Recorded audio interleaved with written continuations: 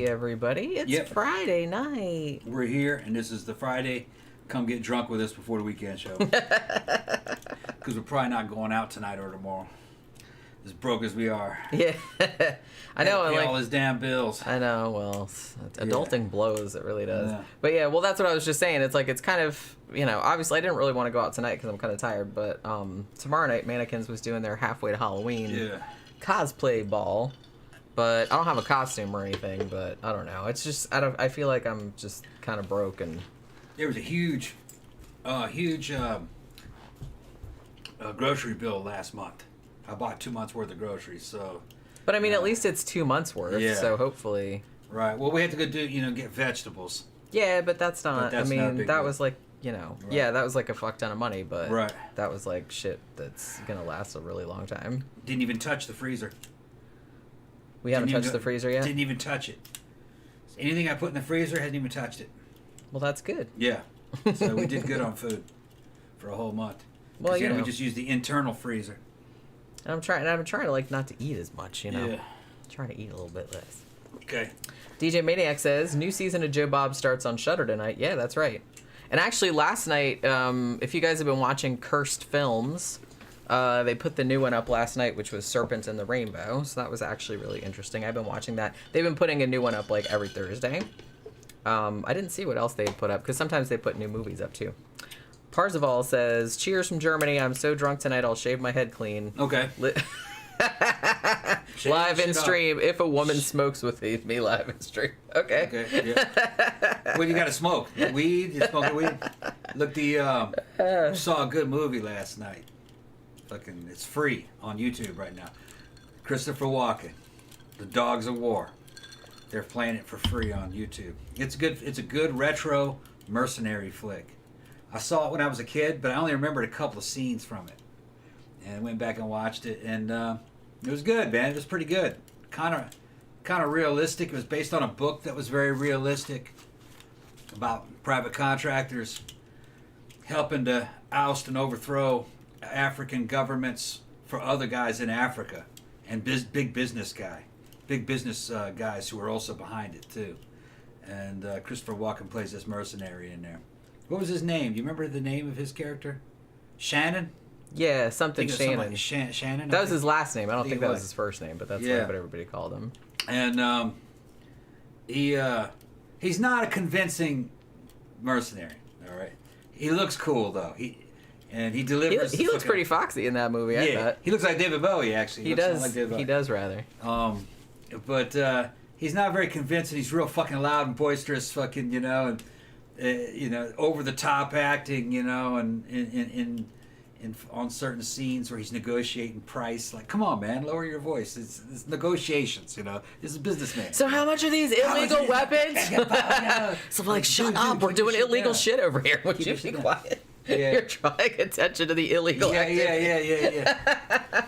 Even though technically, most of the shit they were doing was not illegal. Well, no, but it's just they try to make it fucking sound a lot more illegal, It's a lot more fun when it's all like cloak and dagger, sure. Right. Yeah, fucking no. Now military contractors can get any weapons they want. They don't have to go to any kind of. And actually, they didn't buy those illegally. They bought them legally. You can get licenses if you own a security company to get anything you need. Including destructive device, in other words, fucking things that blow up. You can get that. You just have to have your company has to have the right connections, and it has to be kind of reckoned. Governments have to deal with it, which I guess an African government was dealing with them. But it's a good movie, pretty good. Movie of its time. Practical effects, fucking everything done in camera. They exploded all kinds of stuff. Exploded all kinds of shit. Kind of like a more kind of believable version of like the Expendables. Also, Al Bundy was in it. Yeah, a lot of people. It was all like in one scene. It was like, you know what I mean. What's that actor's name? I can't remember. I don't know. Shit, I'll think of it. One of the bad guys from Beverly Hills Cop was in it. Oh, and Belloc was in it too. Belloc, the dude that played Belloc was in it. That guy was in it too. Because I was like, every single person. Oh, and Jo Beth Williams from Poltergeist was in it too. Yeah. She was only in like 1 or 2 scenes, but I was like, hey, that's the mom from Poltergeist. The dude that played Belloc played a French commando that was on the team. He got killed, didn't he? No, he made it. He made it. No, the he other didn't guy get that got killed. Every time I see that dude, all I ever want to say is like, now you see, there's nothing you Yeah. can possess, which I cannot take away. Yeah. Which is like the best fucking line. Jason Malloy says, hi, Jenny and Tom. I just heard about a case today that I bet you would like. Look up the 1961 disappearance murder of Joan Risch. Yeah, I remember hearing about that. I don't remember like all the details of it. Did I write about that in one of my books? I can't remember because that name is like really, really familiar. But yeah, I've heard that before. We might have talked about it on one of the shows. But yeah, I'll have to look it up. And Guamo-kun says, y'all see The Northman yet? No, but I actually really want to. Maybe I'll go tomorrow and see it. I don't know. We'll see. Because I actually do really want to see it. DJ Maniac says there's a free Love and Rockets Tones on Tail tribute album on Bandcamp today. Oh, that sounds cool. I'll DM you a link later. All current goth and dark wave artists. Yeah, I'd be really interested to hear that actually. I like those tribute albums. I had that old Bauhaus tribute album that had like the Shroud shit on it. That was actually quite good. And let's see. Yeah, Defiant Smokes. You should replace Spock with a live person dressed and posed the same and see when someone notices. Yeah, they're just like have him stand there like that the whole time, and then all of a sudden he goes, ah! Or he does that, and then everybody would like shit their pants. Ed O'Neill, thank you, that's that guy's name. Yeah, because he goes to, the guy was like he worked at a mechanic or something, and he was just like one of the guys that he went to, like when he was trying to get the team together. Trying to put the regular and I team was like, together. oh my god, Al Bundy is a mercenary. Yeah. I thought he just sold shoes. I thought that was like super funny. It was kind of cool because, you know, half of the movie is them planning the mission and trying to get everything together. And they don't trust the client. The client has private investigators watching them. And one of the private investigators killed a fucking journalist who Christopher Walken had befriended in Africa. Killed him because they were afraid that he was going to fucking spill the beans on the mission. And then then it turns out that they're going to fucking topple this government and put the fucking general's or the president's brother in there. And the brother's the same kind of dick as the first one, as the original one. So it was just 2 dicks, replacing one dick with another dick. And Walken, Walken was kind of the way of the world. When he was in prison, they imprisoned his ass when he was doing the recon. And when he was in prison, the brother was beating the shit out of him. He's kind of like head of the secret police. And while he was in there, he met a doctor, and it turned out one of the doctors had been imprisoned because he tried to run for president. And they were like, no, you're a nice person. We can't have that. Right. So they had him locked up in there. It's pretty good at the end. You know, I don't want to spoil it. Well, it doesn't really matter. I mean, it's old. It came out in 1980. Yeah. They achieve the mission, and fucking Walken goes in there to go kill the fucking old president. It turns out the guys that they were hired to kill, he was just a coward. The reason why he was doing all this crazy shit is because he was afraid people were going to kill him. Well, they were.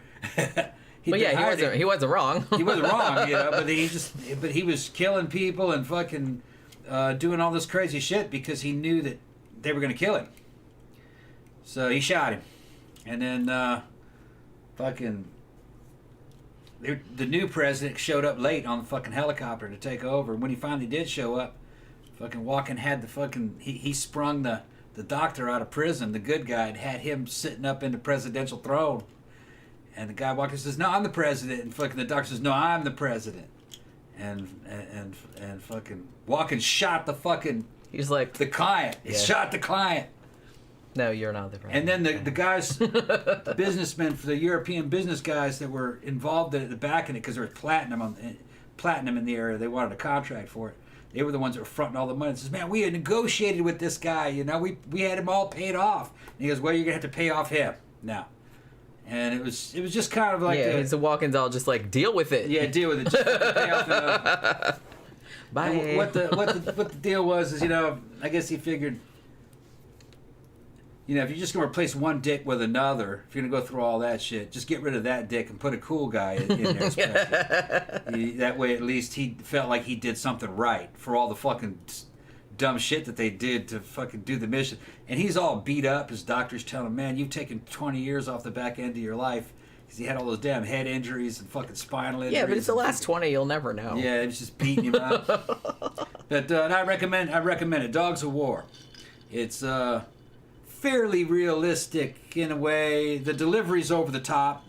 But it's Christopher Walken. But it's Christopher Walken. It is fun. He makes a cool commando, even though he's not really, believable, but he's cool, And trying to think what else about the movie. Stunt where they ran over that journalist guy was like startlingly realistic. Yeah. I was like, is that guy okay? They showed this. Holy shit. They showed this experimental weapon. It's almost like a proto-action movie where not only does the action star in it, but his gun stars in it. And, they got a picture of fucking Walken with this big-ass fucking automatic revolver. Looks like fucking 12 gauge or something. And that was a real firearm. It's an XM18. It was really more of the fucking kind of a law enforcement gas grenade launcher, really, what it did. But it could do other stuff too. It had little grenades and it could shoot. And they borrowed it from the company that made it. It didn't succeed. It wasn't really. Well, I like that they actually showed in the movie what a pain in the ass it was to reload and actually use. They're just sitting there going, Jesus fucking Christ. Well, he would unload it and then hand it to the dude behind him. Right? Yeah. He had that African guy back there. He'd just give it to him, and I guess he was loading it, and then he was shooting. Yeah. Yeah. Yeah, that's a pretty good movie. I kind of feel like when we started watching it, I was like, this seems kind of familiar, so I might have seen it. Like I said, I used to see shit on cable all the time, and then I just kind of forgot about it because I just saw so much crap. The client, the new president who's paying him to overthrow the old president, says, I'm going to give you, 30 of my best troops. He goes, they're fucking great. You'll love them. I'm like, nah, we don't want any African troops. We don't deal with them. And they're like, nah. But then they show up later. They do turn up. They do use them. And it turns out they were good. But the fucking president was like, oh no, they will die for their. He goes, they're patriotic. They'll die for the country, to overthrow that president. And you're like fucking. They're showing the mercenaries as kind of like looking down their noses at fucking African troops. They're like, nah, those dudes aren't any good. But and you expect them not to be any good. But then when they show them, they're good. So I kind of liked that part of the movie. They were kind of commandos. Yeah, it's like just because they're not like they don't all have uniforms and shit like that. Yeah. They just had whatever clothes was laying around. Yeah. You think they can't fight. Yeah. And another thing that was kind of cool about it is that they were doing everything at sea, staging it out in international waters where there wouldn't be any political or legal troubles, And they're linking up with the African troops and then getting all their fucking weapons deliveries at sea out in international waters, and they start training out there. And they train the troops on how to use they ordered a fucking about 100 Uzis. And they're out there fucking training them how to use Uzis. And then they give them all OD green uniforms and equipment and stuff. They equip them. Murder Hornet is having a colon thing in a few days. Oh yeah, I can't help him. I can't help it. I dare you to, like, when you get it done, to turn around and go, how dare you? I dare you. I can't help it. And then you'll laugh, and they won't have any idea what you're laughing at. Yeah. Guawakan says, when stunts are done right, they're terrifying. Yeah, that dude getting run over, I'm like, is that dude all right? It looked like he actually did get run over by the car. He might have. I don't know. Yeah. Like that one where the model lands on the car. I can't remember the name of the movie, but I remember y'all did a review on it. Yeah, that's right. What the fuck was that movie? And it wasn't that long ago. It's probably model landed on the car? Yeah. I remember like that woman landing on the top of the car, like falling out the building, and they actually did that for real. But shit. I think one of those happened in Lethal Weapon, where the porn star girl fucking jumped out the window, got high and jumped out the window and landed on the car. Maybe that's what it was. It was a movie we just like reviewed not too long ago. That maybe it was that. But I just remember us bringing it up on the show because I was like, holy fucking shit, that really looked like somebody got super hurt. You know what I mean? I think there were some stuntmen that actually did do that, land on the roof of a car on their back. And they lived. They had it all worked out that you could survive it. I don't know if all of the windows were in place, though, because it has to crumple correctly. Yeah. And it probably didn't have any front seats in the car. Yeah, you'd think you wouldn't want anything in there that if it Right. crumpled too much, that was Yeah. gonna like fuck you up. Spine, you know. That's the thing. I guess they know what they're doing with that shit. It is Right. dangerous though. Yeah. Man, they had some New York window cleaners fall off of one of those scaffolds and fell down, like fucking 50, 60 stories. And it killed one dude and the other dude lived. And he was on that, he rode that scaffold down the whole way. No, thank you. Imagine that. God. Because it didn't, I guess because it fell like that, it was slightly acting a little bit as like a parachute. Maybe. And then it hit cars and it hit stuff on the way down, which helped slow it down. I think it was hitting awnings and stuff. God damn. Imagine that, huh? I can't imagine. And he was strapped to it. They had those safety harnesses. well, yeah, So he they don't couldn't- just let you run around loose on Yeah, that he shit. couldn't fall off of it. So he had, he rode it all the way down. That's like my worst nightmare. I'm like so scared of heights. But that's it's weird because just last night, just apropos of nothing, I was does that thinking mean? about meeting She's getting all fucking all educated on me. Apropos. What is apropos? apropos. Never even heard of it. You never heard that word before? No. Never. Meaning like pertaining to. Oh, okay. Like apropos of nothing usually means, I just thought of it out of the clear blue. There was nothing that reminded me of Okay. it. That's what I mean. All right. So I thought most people knew what that No, meant, but I I've guess never heard of that. Yeah. Okay. Well, She writes books. that's not my fault. Yeah. So anyway, so for whatever reason, last night I was thinking of that scene in Exorcist 2, where Linda Blair was standing right at the edge of that building, and I remember when we watched the roof of the building in New York City. And I remember when we watched that, I was like, wow, that looks disturbingly real. I wonder how they did that. Is it green screen or something like that? Nope, they actually made her do that. And I'm just kind of like, had that been me if I was in that movie? Absolutely not. I quit. Nope. Guamco Khan said that movie was called Looker. That's right. Yeah, that's right. Yeah, I knew it was one of those. Yeah, that's Yeah. right. Looker. Looker. I had to look that's at right. my YouTube history. It LOL. was one where they were using genetically. No, they were doing fucking. The models had all been analyzed by computer algorithms. Yeah, To be yeah, maximum yeah. beautiful. Yeah. To sell all that shit. Little did they know. God, I was listening to something today just like that reminded me of, since we're talking about horrible injuries. I was listening to something today every now and then, like when I'm working, I'll listen to like those, 4 hours of scary stories or whatever, like true stories. And one of them was, the stories that I heard today was a true story, and it was based on like a 911 call, and they had like they had it all recorded and everything. And it was a guy, happened in Florida actually, and I think it was in around the Orlando area. And it was a guy who was working the night shift. He was real young. I think he was only 21 or something. And he was working the night shift like at some, machine plant or factory or something like that. And his leg got caught in a machine. What was it, a baler? And it cut his leg off, like, below the knee. And there was really nobody there but him, or there was nobody in that one area. And so there's this really, really long, like, sustained 911 call, and like the 911 people, like they couldn't find where the factory was, and he was just kind of like going in and out, like he was bleeding to death, and it was just like, oh my God, it was the most fucking harrowing thing I ever heard. They said when he first called, he was like super calm, and he was like, yeah, my leg just got cut off like in a baler machine, and I need an ambulance. And he said where it was, and he was like had all his shit together. But obviously, like the more blood that he was losing, he did live. So because the whole time I'm listening to it, like, please don't tell me this poor dude died after all of this. But he did live. All right, I'm gonna tell a story. You guys are gonna trip out on this. Hornet's Nest. He's gonna like this one. When I was in the 327th down at Fort Campbell, and when I was in the 101st, we went on this field prob, with you training mission. We were out in the back 40, and this particular night, I was near the company CP in a little position there. We were sleeping, and we got a fucking hit by Op 4. Just our own guys, who were just colored bands around their helmets. You know what I mean, to represent the enemy. So we got into this fucking firefight with blanks and shit. And it was nighttime.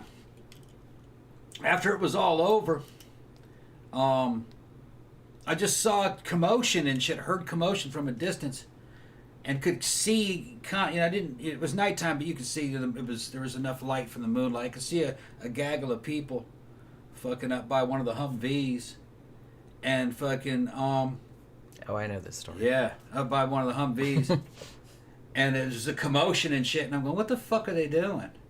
And then the fucking about a minute later, they fucking that whole crowd went towards the back, and fucking somebody runs up and says, fucking, they're medevacing fucking Sergeant Gallarza so bad, fucking he's been badly injured.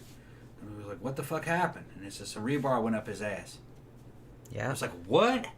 And fucking, this is what happened, man. And finally, they I'm cringing just thinking about it. He's told me this story before. This is what happened. Sergeant Gallarza was in the fucking Humvee, and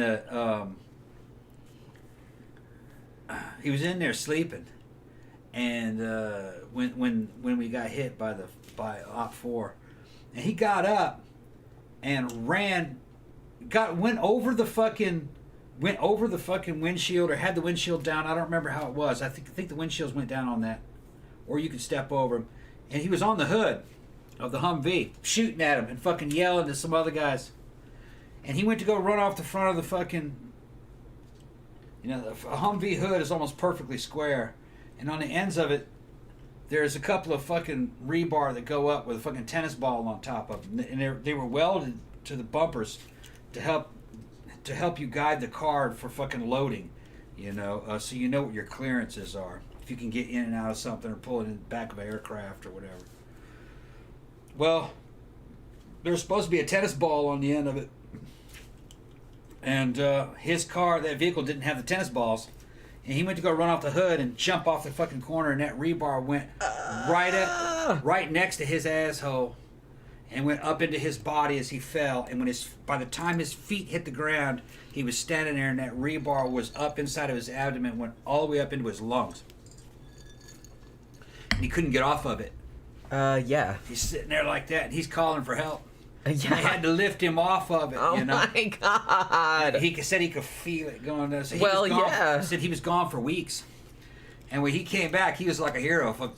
Sergeant Gallarza. He goes, I'm okay, man. I'm not a virgin no more, man. I'm okay. He was fucking funny. Well, man. at least he had a sense of humor. Yeah. I guess you've got to. Yeah. Holy shit. I ain't a virgin no more, man, but I'm okay, man. I'm good. He's good. So he went right back to the shit like that. He makes said you could feel it in there. He said, yeah, of course you can. They had to put a fucking hose all the way up that hole and flush it out and clean it out before they could and then they just put some stitches. That's all. It couldn't really do anything. It went up into his lungs and everything, but it healed. Imagine that.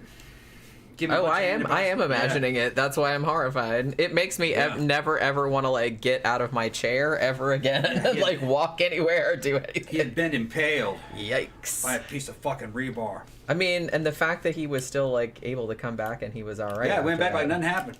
Holy shit! Yeah, what a badass. Yeah, Sergeant Gallarza. Guamo-kun also says, I saw a video how some dude fell onto some cylinder-type barricade thing, ass first, and it bulged out of his shoulder. Yeah. Didn't even break the skin. It was gnarly. Yeah, fucking hell. Murder Hornet says, Jenny, forgot the price on your gift. Oh, thank you. But it was a 5-finger discount, so it don't matter. John Smith says, worst onset injury Twilight Zone movie. Oh, yeah, big time. If you guys don't know, we reviewed the Twilight Zone movie, but in the first segment, about the guy that goes back in time to Nazi Germany or whatever, Vic Morrow and 2 little Vietnamese kids who weren't really supposed to be working got beheaded by a helicopter crash. So that's nice. Yeah, I can tell you about Sergeant Smith. It's fucking horrible. Sergeant Smith was a friend of mine. He liked fucking The Cure and everything. We went to Egypt together, and when he was a private, he was in that Operation Just Cause.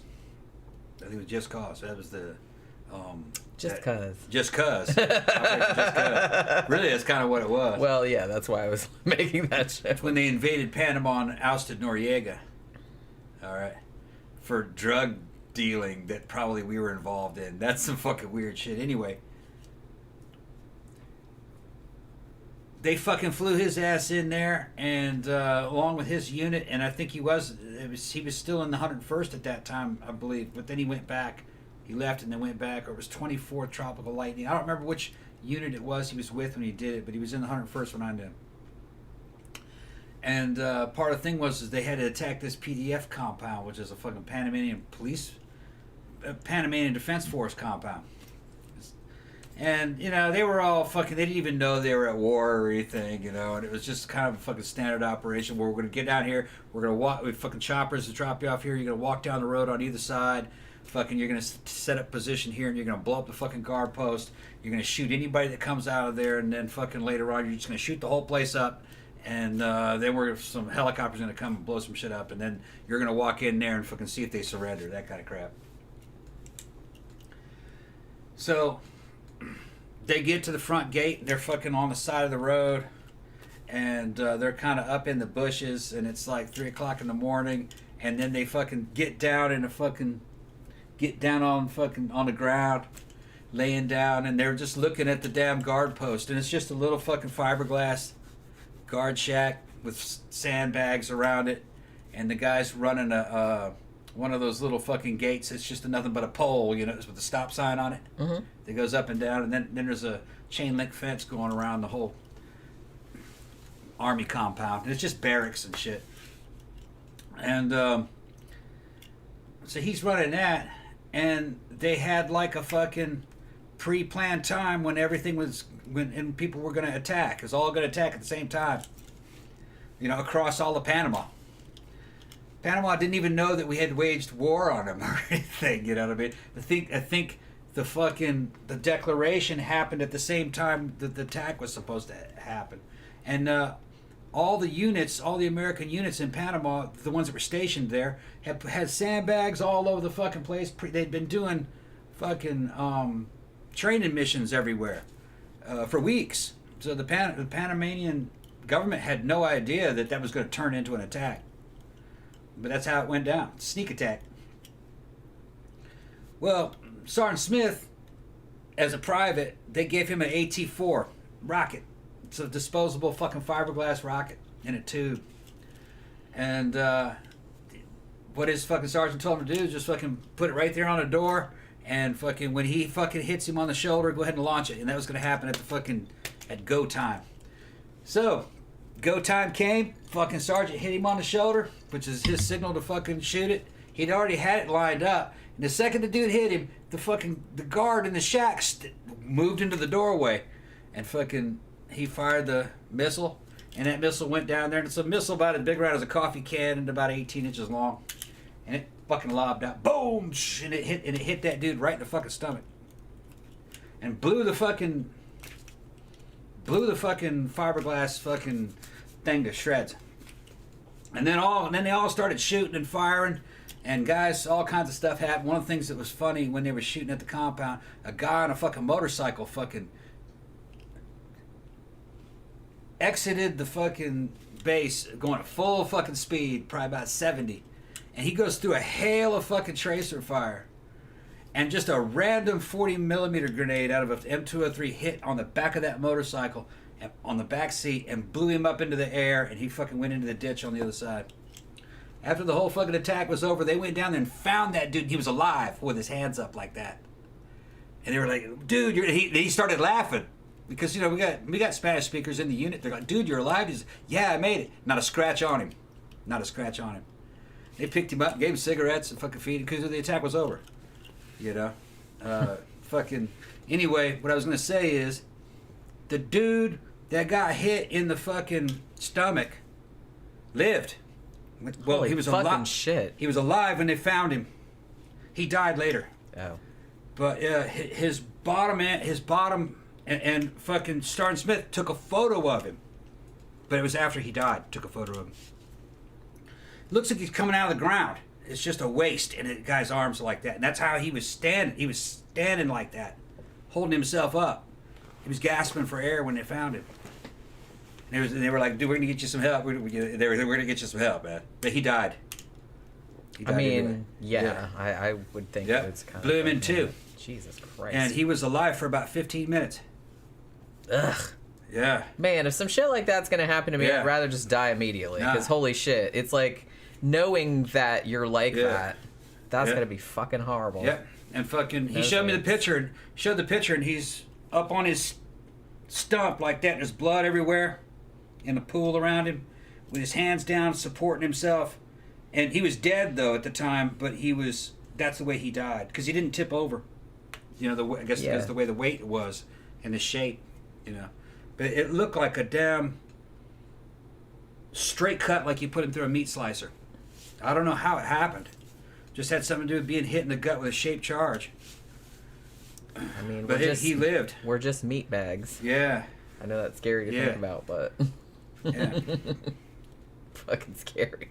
Yeah. Honestly, one of the most fucked up things I ever saw, that I don't know why I've seen grosser shit like on the internet, like real pictures and stuff, but for some reason this picture really disturbed me.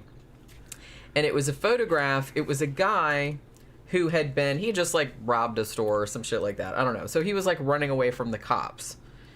And he was running across like some building roofs. I don't remember what city this was, but he was running across like some building roofs. And I guess he either jumped or fell. Like he was trying to like jump to another building and he didn't make it. And he fell and landed exactly right on one of those like fences or gates that are kind of like the iron thing with like kind of the spikes at the top. And it actually like got his head like right under here and just pulled his whole body was off. So his head was still there on the spike, and then his body was down here. And it was the freakiest thing I ever saw, because his head, it didn't look like super gory or anything like that. It looked fake, but it was real. Like he just had like a very peaceful like expression on his face, and there's just like a head right there like on the thing, and then there's like the rest of his body underneath. He just caught it exactly right, that it just like he landed right like that and just pulled his fucking head off, like the weight. And I was just kind of like, holy fucking shit. That was like the most, I don't know why that creeped me out so much. It wasn't even gory or anything, but it's just the way that it looked like really spooked me out. Lionx, where you're getting drunk. Oh no, we can't be doing that. Well, Rebecca said it was 8 a.m. She couldn't get drunk. Well, you can, but it's probably not the best idea.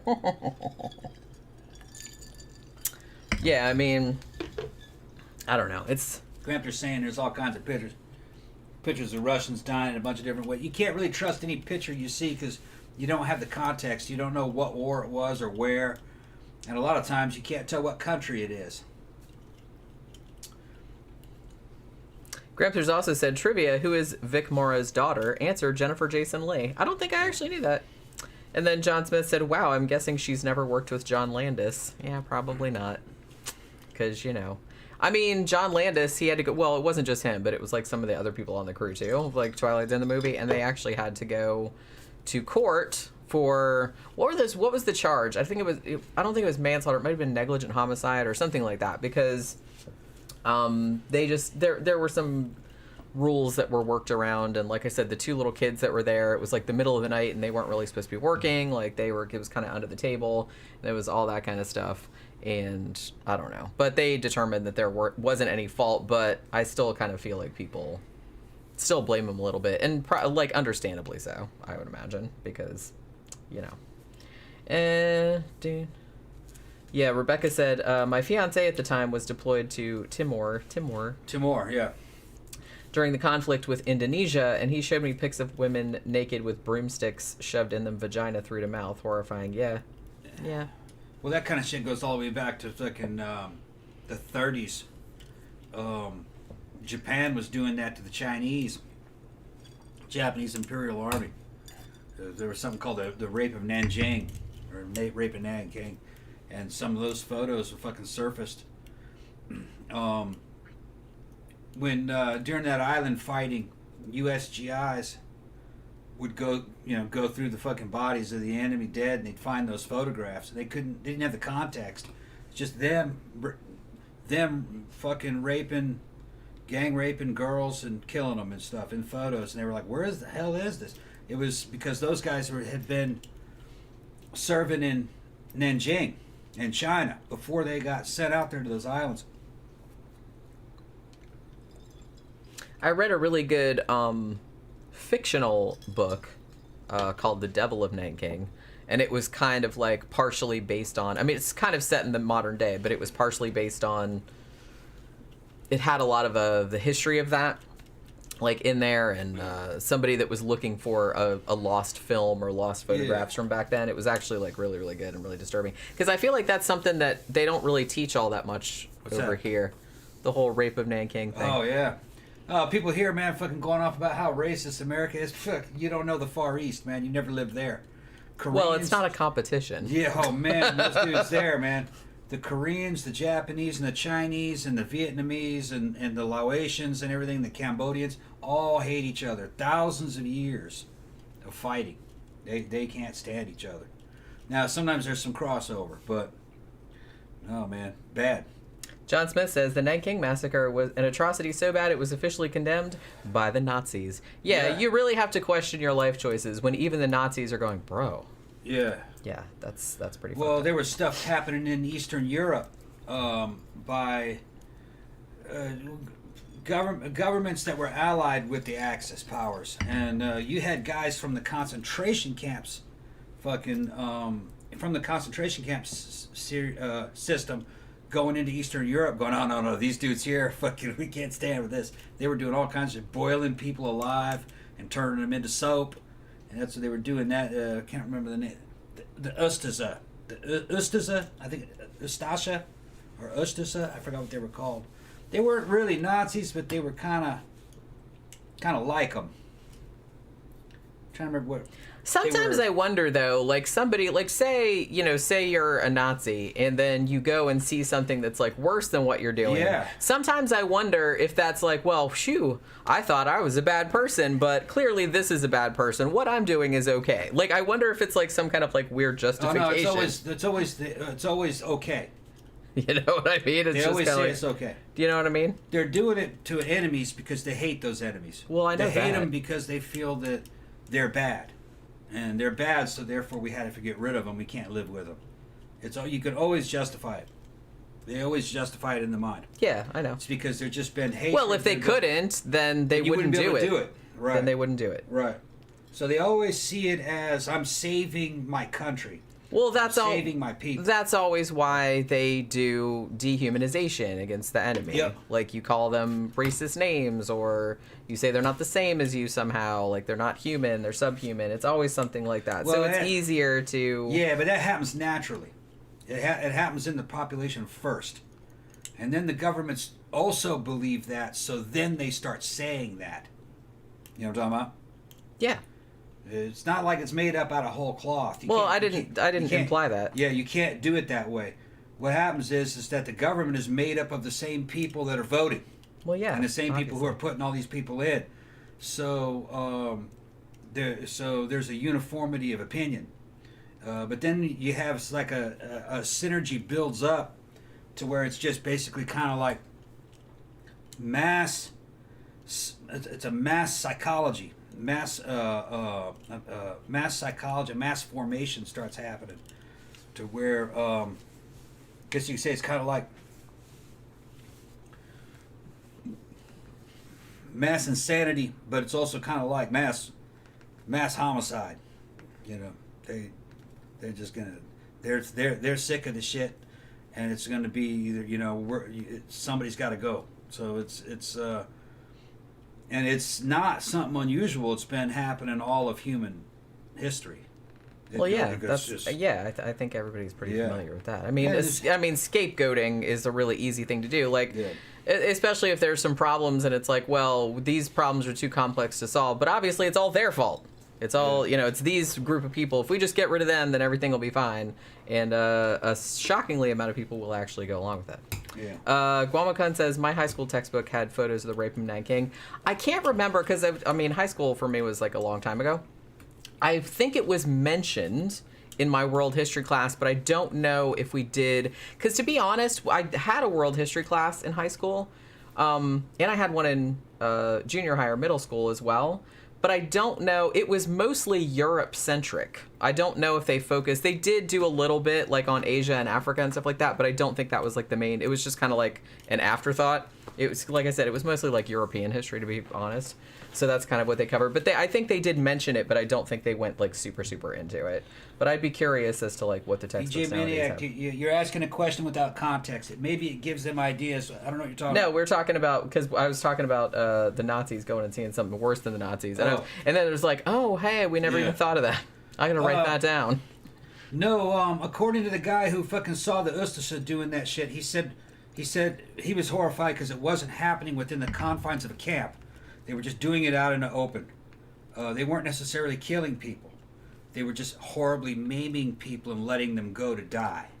One guy said that he was as he went there, he saw a 14-year-old girl nude walking towards him that had a spike driven through her pelvic region.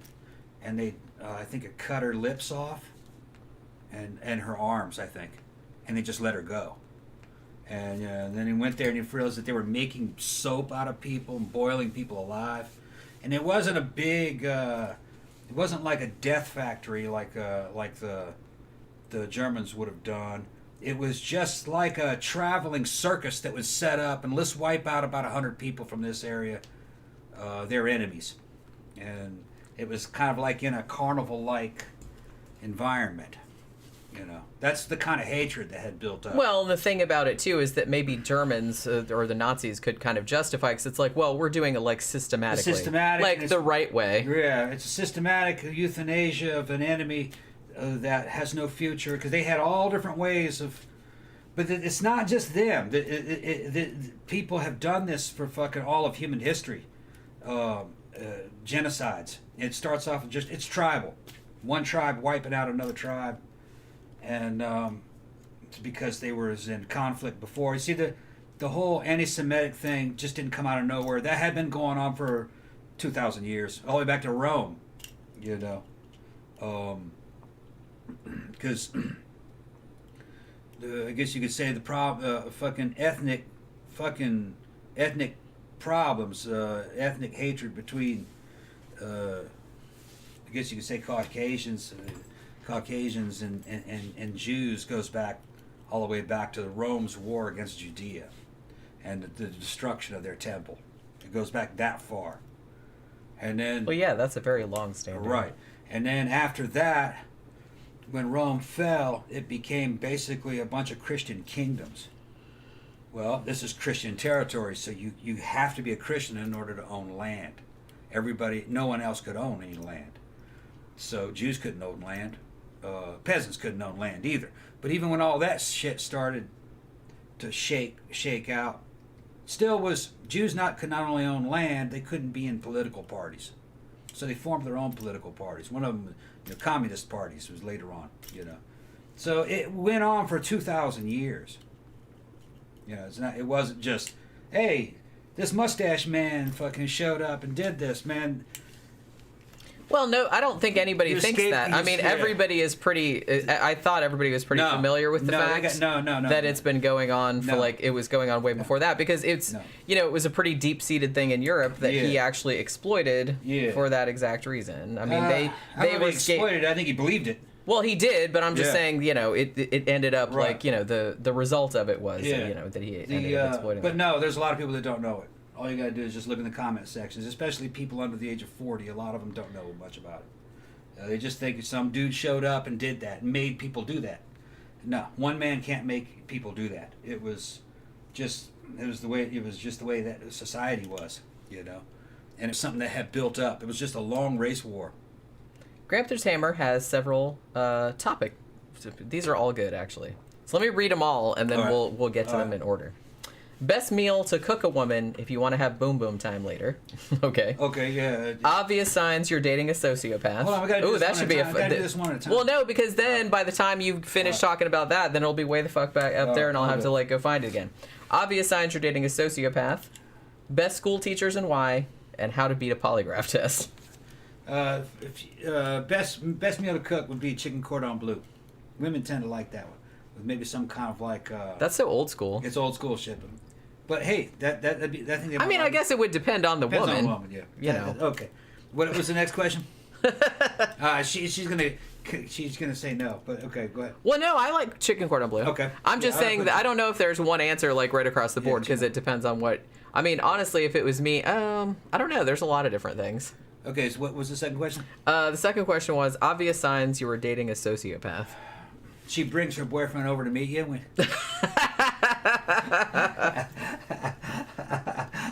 Yeah, that should be a big red flag right there. What else? I mean, sociopathy is like pretty... Yeah. Well, not necessarily. It's not usually easy to detect, at least early on.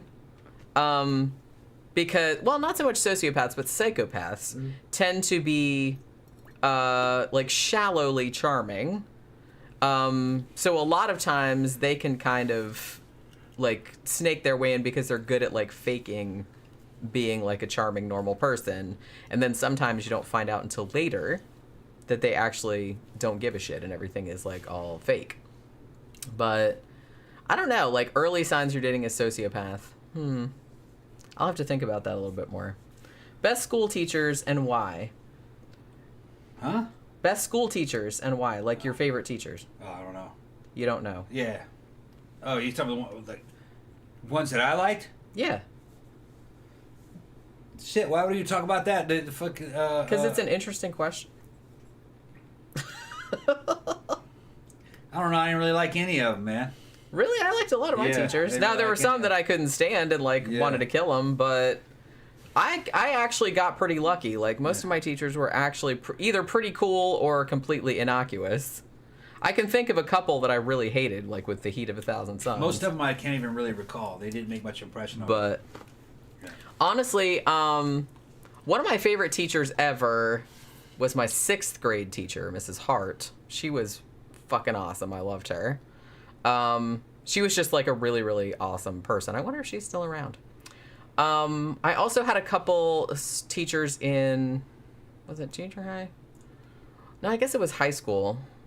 I had one my English teacher, I think from 10th grade, Mrs. Hutchinson. She was fucking awesome. Actually, me and my friends loved her so much that like we used to go visit her at her house, like after we graduated, like a few times. We actually like went to see her because she was so fucking rad. But yeah, I had some really good fucking, I had some really good teachers. I had one teacher though, in middle school, junior high. They called it junior high when we were kids. Mr. Wagner. I still remember that dude's name. I kind of hope he's dead by now. He probably is. But man, what a fucking shithead that dude was. What did he teach? He taught, I think he taught government or civics or history or something like that. And, man, what a fucking dickbag that dude was. God, he sucked. Super racist, too, now that I'm thinking about it.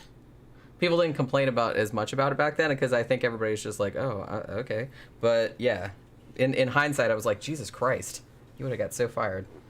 But he didn't. How to beat a polygraph test. Beating a polygraph test, I mean, basically all you would have to do is just not... Polygraph test doesn't measure whether you're lying or not. It just measures how nervous you are, or like indicators that you're nervous, like sweaty or your heart rate or something like that. So if you're able to like keep your fucking cool, even when you're, saying, yeah, I totally didn't do that murder, even though you did, then, I mean, there's a reason why they're not admissible in court is because because you can beat them, Yeah. Graham's asking about Julia Salisbury. Julia Salisbury was our drama teacher. I didn't, Julia Salisbury, I tolerated her. You know what I mean? She was a good teacher when it came to teaching drama. But some of that shit was fucking goofy. She was kind of fucking goofy. But no, it's not like, I wouldn't say I didn't really like her as a friend or anything, She was nice to us. But I knew she was a goofball, What's wrong with being a goofball? Nothing. It's just if you knew what I was talking about. If you knew her, you knew what I was talking about. She's flaky. Was she like the teacher in Heathers that was just kind of like what was she called, Mrs. Fleming? I don't remember which that is. She made everybody hold hands and sing and shit like that. Yeah, she's like one of those. That's great, Mrs. Fleming. You call me when the shuttle lands. That's right. Yeah. She's one of those. But, that was her shtick. I had an art teacher that was kind of, not that bad, but she was kind of like that, too. Yeah. She's one of those. Very, like, And I don't have Let's all anything. sing, you know. I don't have anything like super against hippies, but if they're that hippie, then I'm just kind of like, let's not, okay? I'm just like not. I'm a little too like cynical for that kind of stuff. But I don't have anything against hippies in general. It's just, you know. She was a good drama teacher, though. Yeah. Yeah. She knew to tell you about all the different kind of acting, you know, method acting and everything about blocking, and no, she was good. She was good.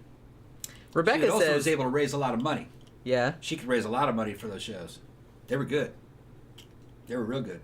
They always had people that could sing. Remember Christy Watson? That girl could fucking sing. Steve could sing. I was okay. I got better later, but fucking Christy Watson could sing her ass off. She should have went pro, but she's got kids. She's got like about 1 million kids now. She's got a quiverful family. Oh dear. Yeah, she's a Christian girl. She's got good Christian girl. She's got the clown car vagina. Oh yeah, it must be there. They just keep popping out. People just keep jumping out of that place. She's creating a whole fucking batch. I mean, just you do you, hon. Yeah. Just have as many kids as you want. I just can't. She's one of those. I just can't imagine. But she was cute though. Yeah. She was real cute. Yeah. That's really funny. Who was our drama teacher? All I can remember, I mean, Mr. Williams I was in the chorus or choir, and Mr. Williams was the head of that, and that dude was kind of a weirdo. And I think he had something to do with the drama thing, but I don't think he was actually the drama teacher. Our drama program was actually really good. Like in high school, I still remember them doing West Side Story, and it was amazing. It was like really, really good. We had like a really good, what the fuck was that girl's name? She was in choir too, but she was also in drama. I can't remember what her name. She was a big, big, tall girl with like real, real long blonde hair, and she had a gorgeous, gorgeous singing voice. So she always got like the lead in everything, and I can't remember what her fucking name is. But yeah, I think she was in that, and like I can't remember who else was in it, but I remember going to see it like a bunch of times because I was like, man, you guys are incredible. That was like it was like professional, you know what I mean? Yep.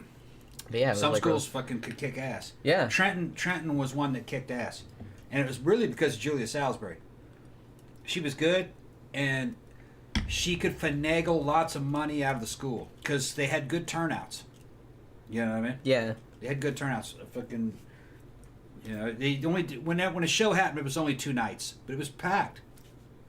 Yeah, I think ours. I remember the West Side Story one, and I think they did 2 or 3 like evening shows, like for the parents and all that kind of crap, or the community, and then they would do a couple shows like during the day. So they would do like a matinee. So if you wanted to go see it, they'd give you like a break, like, you know, so you could go watch it because it was like an hour or something. So I ended up going to see it like a bunch. I think I got in for free because I was in the chorus, so I got like I got the hookup. Steve was great, man. He could fucking sing Roger Waters songs and fucking do Pink Floyd and play. He was a good fucking bass player and knew music theory and shit. He was fucking great. And then he always got the male leads if it was musical. If it was a musical show, he'd motherfucking carry a whole damn show. Yeah, the girl I'm thinking of was kind of like that too. I can't remember what her goddamn name was. I wasn't, I knew her because I was in chorus too, but I didn't she wasn't like in my friend group kind of. And, but man, she was like a really good singer too, and she always got the lead in everything, but I can't remember what her name was. And, cause like I said, high school was a long time ago. And I don't know why I just remembered this, but like I said, I was in chorus and we went to regionals. Which was in, what the fuck city was it in? I don't remember. But we had to go somewhere like on a bus, and we had to like all stay in hotels and stuff. So everybody was like 2 in a room or 4 in a room or whatever. So we're all in the room, and Mr. Williams, who was the choir director, who, like I said, he was okay, but he was like a little bit of a weirdo. And man, if you like pissed him off, he was a little tiny dude. Like he was, I mean, he was probably like a little bit taller than me, and I'm only 5'4", and he was like really, really skinny, and he kind of had like a little beard and a mustache, and if you got him angry, I mean, his whole little face would like just red, and then he was like, his veins would pop out, and he'd start throwing shit and everything, like if you got really mad, like, and banging on the piano, and then he'd have to like go in the other room to like calm down and shit. Then he'd come back and be like, all right, I'm fine now. But it's like, so he would like have a tantrum, which we always thought was fucking hilarious, so we'd always kind of try to do it on purpose. But when we went at this hotel, I don't even remember what the situation was, but we were all in the room, and it was kind of like 10 or 11 at night. And we're kind of like just hanging out in there watching TV or like doing our hair or whatever the fuck. And somebody said, look out in the hall, like Mr. Williams is acting like really, really weird. So we all kind of like peek out the door, and Mr. Williams is walking down. It was one of those, hotels like fucking, I don't know, like Holiday Inn or something like that, where the rooms and then there's like outside, it's like the sidewalk. And so he's walking around on the second floor and he's going like this. Like walking down the thing like that, and we're like, "What the fuck is he doing?"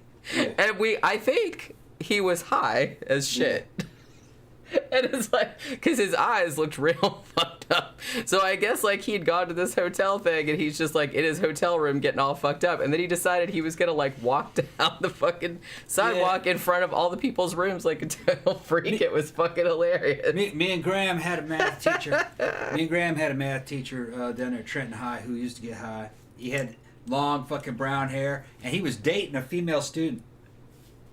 Yeah, he was dating her. We had that happen in high school too. They actually got married later. Yeah, she was a senior, but he wasn't an old guy though. You know what I mean? Yeah, I mean some of the teachers. Yeah, some of the teachers we had were. You know. I mean, we had teachers that were only in their 20s, so they were only like a few years older than us. Yeah.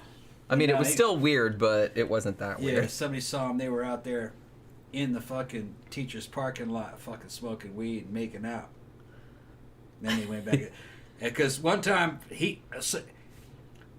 me and Mike Kowalski were fucking sneaking in late, into school late or something. One time we passed that dude in the hallway. When he passed us, got a whiff of that fucking weed. And Michael went, damn! And fucking teacher walked by and goes, you smell it? And he goes, yeah. And he goes, should I put some cologne on? And we're like, yeah, put some cologne on. Get some patchouli, dude. Come on, cover that shit. Yeah, put some cologne on. He goes, oh, okay. I mean, that's the thing about weed. He was cool, though. Yeah. Okay. Well, that's the thing about weed. Damn. It's like, can you smell? Yes, obviously. Yeah. You can smell it from like he fucking... knew that we smoked. He could tell. Yeah. He was, But I like the way everybody tried to be like all sneaky about it. And I'm just kind of like, look, you can smell that from like a mile away. Yeah. So I don't really know who you think you're fooling. He didn't give a shit. He did not give a shit. And he's dating fucking 18-year-old. I'm talking about like kids that smoke in the house, and then their parents are, well, what? I'm not smoking weed in here. I'm like, dude. Yeah. Come on. Gramthars, you remember Mr. Brown? That's right, Mr. Brown. Mr. Brown. He knew exactly who I was talking about. And he was fucking dicking down that fucking girl. How old was Mr. Brown? Late 20s, maybe? 20s? But he didn't give a shit. He didn't give a shit. Dougie Brown, a.k.a. Druggy Brown. Yeah, Doug Brown. That's right, Dougie Brown. Everybody loved him. He was fucking hilarious. But he was obviously a fucking stoner. That's okay. He had a mullet, fucking parted in the middle and shit. I mean, mustache. I'm kind of and he didn't even hide it. I mean, I'm of the opinion, like, if you're a teacher or something like that, it's like if you're smoking weed, if you can still show up on time every day and is still, like, a capable teacher, then who gives a shit? I don't give a shit what you do, like, on your fucking downtime. Yeah, it's math. All good. He's teaching math. Like I said, did the kids learn math? Good. Yeah.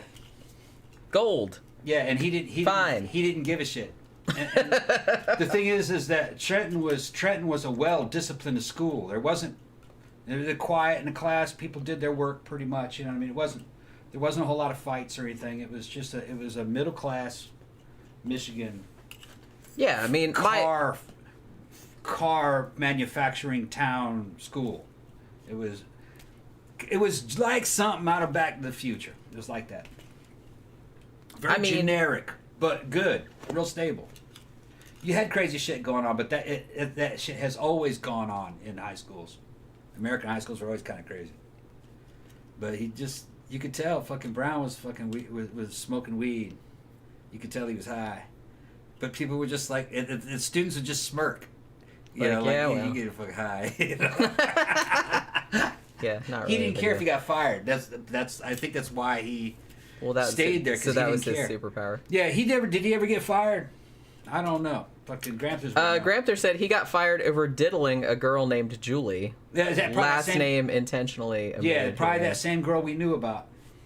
So that's not ideal. Well, it was his girlfriend, basically. Okay. I mean, how old was he? I think he was in his 20s, and I think the girl that they're talking about, the girl that I'm talking about, was a senior. So she wasn't underage. I think she was about 18. Gramthars said he once stapled the window curtains closed so we could watch a movie in class. That's awesome. Yeah. It's too bright in here. Yeah. God damn it. The whole thing about how you couldn't date students is kind of a newer concept. From what way I understood it, is that as long as they weren't underage, and each state had its own laws about what underage was, and what statutory rape was, which is there's too much age difference. But really, usually what that meant is that if they were 17, they were usually good to go. Unless you were 5 years older than them, that kind of shit. It depends on whatever state it is. Yeah, it's usually kind of like a thing of... Because honestly, I don't love it because it's usually kind of like, teachers are usually in a position of authority over, and it's probably like... And maybe you should probably, if you do want to date them, and you're not really that much older, maybe you should just wait till they graduate. If you like them that much, you should probably just wait for the sake of propriety, so nobody will think anything. It's kind of the same thing as... Grandma says, no, he was in his 40s. He was that old. Oh, okay, well then that's creepy. No, I thought he was younger than that. But, well, I mean, it's kind of the same thing as, like, fucking your boss. Yeah, right. It's just kind of like, it's just not the best idea. Yeah. You know what I'm saying? It's like, if you want to really date that person, maybe one of you should quit, so there's not kind of, like, implications of favoritism and all this other kind of shit going on.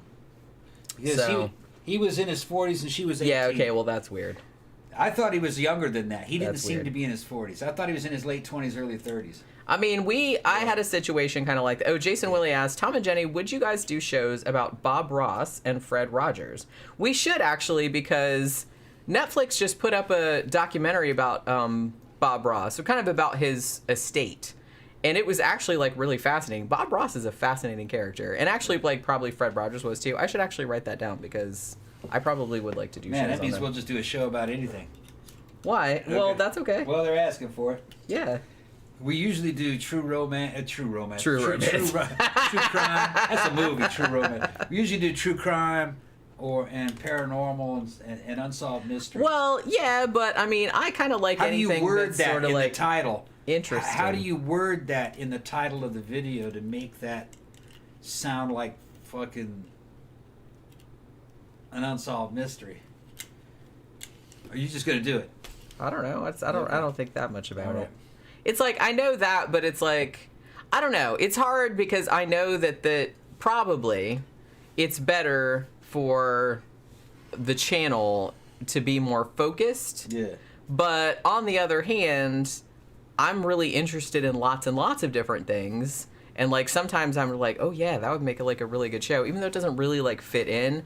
I don't know. I've been thinking about maybe, well, I'm going to start doing, I'm doing a new, like, blog website type thing with more, like, long-form writing, like book and movie reviews. And I'm going to do a horror one, and I'm going to do a true crime one. I might also do YouTube channels to go with those, but we'll see. That'll be, like, later on in the year, probably, because that's, like, kind of a lot of work still. But because I know that, like, usually channels that tend to do better are ones that are more focused. I know ours is kind of, like, all over the place just because, like I said, we're interested in so many different things, but I don't know. Granthar says that she was still a student, so he didn't go to jail, but he did get canned. Yeah. She was 18, but... Yeah, he didn't give a shit, though. That dude did not give a shit if he got fired. I could tell he didn't care he was a student. I could tell that he didn't care that he was a teacher. He didn't really like it, I don't think. I don't think he really fucking gave a fuck. I mean, some people really like being teachers. Yeah. I don't... And I had some teachers like that really, really seemed to really, like, enjoy it. I don't think... Well, I don't really like kids or teenagers or people in general, really. So I don't think I'd be very good at it. He was obviously not taking it seriously. Yeah. I mean, he was doing the job, but he was also getting high and chasing girls and not giving a shit. And letting students know that he was fucking getting high. He didn't care. He didn't care. I guess he figured, well, all they could do is fire me. Yeah, that was... Yeah, and I guess he didn't all they give could a do crap. is fire me, yeah. Bundy Data says, our history teacher got knocked by the football captain. She was 34. Yeah. Damn. Yeah, we had a similar situation. Well, it didn't really go that far. I'm not naming any names, but We had a teacher who actually we all loved. He was like a cool guy. He's probably in his 40s, married. I think he had a kid or two. And he fell madly in love with a friend of mine who was 17. Yeah.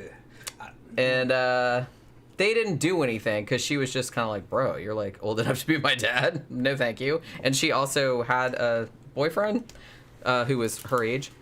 And so she was like a little weirded out by it, but it was kind of like a situation there for a while. A situation. So. Yeah. My drama teacher in Brazil tried to fuck me. Yeah, I remember you telling me that kiss story. on me. She was cute too. Real cute. How much older was she? Couple years. Not that, okay. No, a couple years.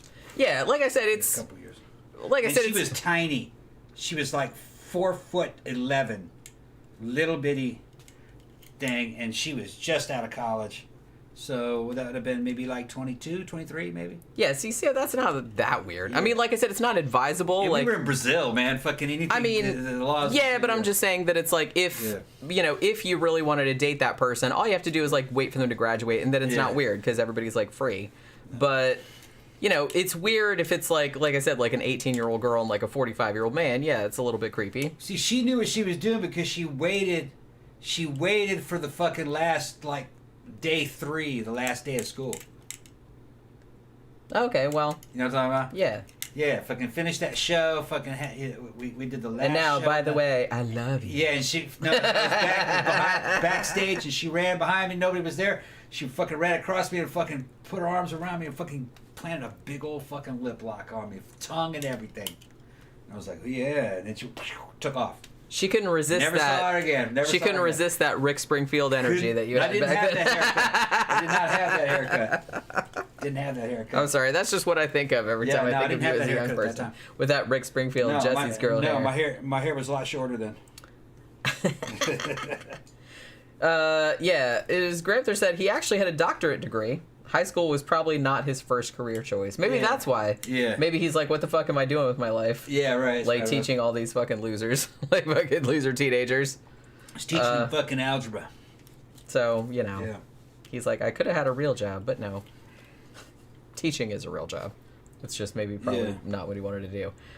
Zach says, finally finished the autism show. Still so mad I missed the live show. Yeah, we were wondering why you didn't show up because I thought that we was were missing that money, Zach. Because you were the one that suggested that topic, and it was like a really good topic, and it actually ended up being a good show. I thought. Yeah. But the whole time we were just kind of like, where's Zach? Yeah. I got some good fucking stories, good Wesley stories in that show. All that shit's true. The weird shit he would do. Well, you know, Wesley. And because Zach messaged me earlier and said I kind of want to meet Wesley now. Yeah. You should. Well, I can give you. You could talk. You should to him hook online. them up. You should hook them up on Facebook or something. Because like Wesley likes to talk to people. On Facebook. He'll phone call you. He'll video call you. At odd hours. Just telling you. He hasn't done that to me in a while, but he used to. Yeah, Gramthars said Bob Ross was a master sergeant in the Air Force. Said he started painting because he was tired of yelling at 19-year-olds. Yeah, he's a fascinating dude. I love that. Yeah, he was like a drill sergeant or something like that, and which you never even think of because he's just so calm and relaxing and everything like that. But that's exactly why he went like that, because he's like, yeah, I don't want to be that person anymore. And he just like fucking chilled right the fuck out. And even to this day, all these decades later, people are still like watching the Bob Ross thing. And they even have like Bob Ross like merchandise, which I didn't realize until I watched that documentary that's on Netflix. But the thing about it is that Bob Ross's, estate, they didn't really authorize that, but because of this whole, this documentary goes all into it, but it's like the legal ramifications of like using his name and his image and stuff like that. Maybe not what he would have wanted, but after he passed away, like the people that were his partners, and maybe, I don't know, they were kind of like maybe shitty people, perhaps. And they were just kind of like, hey, we're gonna, make money off his name and his image. So you can go in like a fucking mall store like FYE, and they have like Bob Ross like lunch boxes and shit like that, which is crazy. Because that's some shit that I saw when on PBS when I was little. You know what I mean? Gamo kind of saying that fucking he's rewatching the classic episodes. That's funny that we have classic episodes. I didn't even think of it that way. I'm always kind of scared to go back and listen to our old ones because I'm sure they're terrible. Some of it, the recording quality is terrible. I'm sure they're terrible. Although I will say, some people tend to prefer our older ones, I guess because our older ones were recorded and tended to stay more on topic and were more succinct, I guess. Because nowadays, like, we drink on there, we're just, like, go off on all kind of tangents. And then I end up getting mad because I'm like, I didn't even get to talk about the topic, fuck. And it's just, like, this whole thing, but I don't know. Well, it's not always like that. Well, no, but it's like, I'm having a good time, so it's all right. It's all right. Yeah, Zach, fucking, what's funny, I'll tell you one thing that's funny about Wes, Zach, is that he hates being called autistic, so you can't say that. Fucking, I couldn't mention it in the book. He'll fucking allow you to say that he's deaf, but he won't want you to say that he's autistic. And it's because during all that fucking therapy and everything, when he would go to the deaf-related training, he wanted to be deaf because they had hot girls in there. Yeah, hot girls in there, and they had like normal people in there because most deaf people are just normal people. They just can't. Well, hear. yeah, of course. But then when he would go to the autism shit, these are profoundly autistic stuff. He'd be like, "Oh hell no, I'm not one of these. Oh hell no." I could see that. Yeah, but the thing is like, well, he wants to be treated like a normal person. Yeah, is hell no, I'm not one of these things. But then you're like, no, dude. That you're just like this, you know. So yeah, it's funny. He's prejudiced against fucking autistic people based on that. Yeah, I guess. Because he's like, these fuckers are too weird, you know. But he's doing autistic stuff. It's just that he. Well, they're not weird the same way that he's weird, and like I said, when you do shit, it doesn't seem weird to you. To you, right? And it's hard for you to like get outside of yourself and say, "Oh, hey, maybe this is like weird to somebody else." When he sees another autistic person doing the same kind of shit he does, but they just do it in a different way, he's like, "Oh, that's just weird, man. No, I'm not like that." But then he'll go right around and fucking look at knotholes or something, you know? Fucking. He's not as bad as he was. But when he was a kid. Well, like I said, he's your age now. Yeah. So. When he was a kid, he was fucking did all kinds of shit. Thank you, Zach. I'll probably stick to chat with Wesley because I know as much about sign language as I do about that African clicking language. He can't spell all that well. I started learning sign language a long time ago. I don't remember why. I just kind of felt like, oh, well. Oh, no, I remember why. Because when I was a teenager, I had constant ear infections, and I had to go to the doctor. I was on all kind of medication for my constant ear infections. My ears would bleed and all this other kind of stuff. And I remember very distinctly going to a doctor and being like, well, you'll probably be deaf or, you know, mostly deaf before you're in your 20s. So I thought to myself, it's like, that's not good. And I was like, maybe I should start learning sign language. So I did actually kind of start learning it, but happily, I didn't go completely. I'm not deaf. I can't hear all that well, especially if there's other noises, like especially if there's like a noise over there and it's like, so I always have to put like closed captioning on and stuff. If there's a lot of other noise, I can't hear what you're saying. It just sounds like, it just sounds like that. But I can still hear well enough. I don't need sign language, but I did like start learning it because of that reason. Thank you, Guamo-kun. I've been meaning to donate to you guys since I first came across the channel many years ago, but better late than never, I suppose. Well, thank you very much. That's very nice of you. Murder Hornet Return says, more advice: if cops knock on your door, never step outside. Yeah, I mean, I kind of feel like I've written enough true crime to know that there's like some serial killers out there that pretend to be cops and like knock on your door. Yeah, I'm a cop. I'm just like, yeah, I don't believe that. Sorry. You're going to have to come in here and get me. I'm not coming out there. No way. Bunny Data says, show on people who were born from donor sperm who find out they have 50 siblings. Wouldn't that make... Okay, because we've been watching, like I said, sometimes at night, like if we have to watch a movie to review or something like that, like it sounds like it's a job. It's well, it kind of is, but I don't mind it. So after we usually like watch whatever we have to watch, then I'll usually put like old Unsolved Mysteries on because there's just something really relaxing. It's just kind of like a haunting. I like the music. I like Robert Stack's, the mellifluous voice, like, taking me in, and I can just like lay there and kind of like doze off and watch the mysteries and stuff. So I was watching that the other day, and Unsolved Mysteries back, they always had like that Lost Loves section where people were like looking for lost family members. It's like, oh, hey, I got, adopted, or I'm from an orphanage or some shit like that. And they're like looking for their family members. Can you imagine on Unsolved Mysteries somebody that had been born from a sperm donor, and they were looking for all of the other siblings that had been born from the same sperm donor? That would be fucking funny. There has to have been something like that. How weird would that be? Like, if you went to a sperm donation clinic and they used your sperm like on a whole bunch of different people, and like a whole bunch of different people had been seen, you wouldn't even know about it. Thank you very much, Gamakan. That's crazy. Yeah. DC says, yeah, you seem to hear Tom fine. Yeah, there's no other noise in here. There's no other noise in here. The only time I start having problems is if there's other noise. Zach, go ahead. Zach's sending more money. Thanks, Zach. Thank you, Zach. I'm so much happier inviting other autistic people into my friend or dating pool. So much more in common. And the sex is mind-blowing. Oh, wow. You don't want to come after Wes with the fucking gay angle. He'll probably fucking get scared. He'd be like, oh, hell no, oh, hell no. I haven't talked to Wes in a long time. He used to like put duct tape on his booty and shit. Probably intimidated. He used to like try to call me all the time. Yeah. Well, because remember, I knew who he was because of you telling me about the Mammoth Mountain story. Like I said, he lives in California, so I've never like met him in person. Because you're my girlfriend, he thinks he's related. He thinks that you're related to him. So he's gonna call you. Right. So so he just kind of thought, like, after like when we first started like going out, and we've been going out for like a year or two, like he would start to like call me, and at first I wasn't sure, like I'm like, who is this person that's like trying to call me? And then Tom's just like, oh, that's my cousin Wesley. You know, I've told you about him. Yeah. And he's just trying to like call me like all the time, which I thought was like really funny.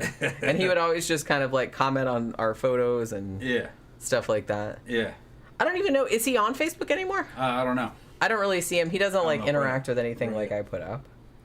Again, this is topics: Brazilian women, crazy act, or is it intentional, or just part of the culture? Yeah, part of the culture. Couple different. Oh man. There are different classes of people in Brazil, all right? And Brazilian rich girls are a fucking pain in the ass, all right?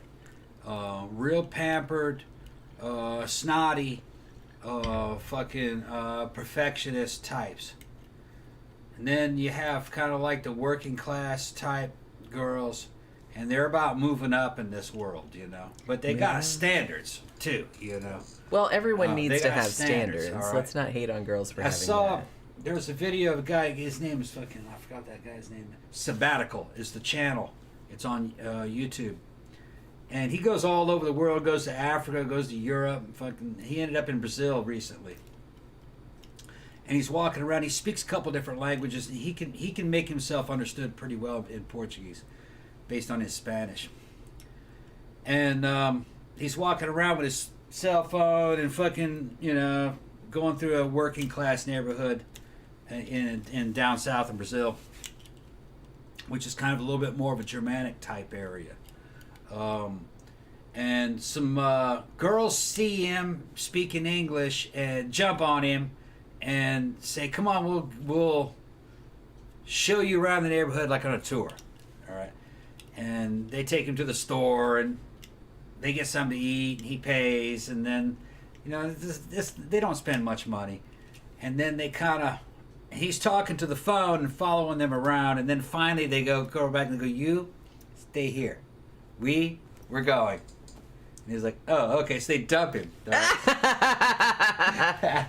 Bye, you've outlived your usefulness. He's like, well, that was weird. And I was like, you don't know Brazilian girls. Okay, it wasn't weird. They fucking sized you up and go, this dude's not hot. This dude's not hot. Okay, and he's not paying any attention to us. He's talking to that phone too much.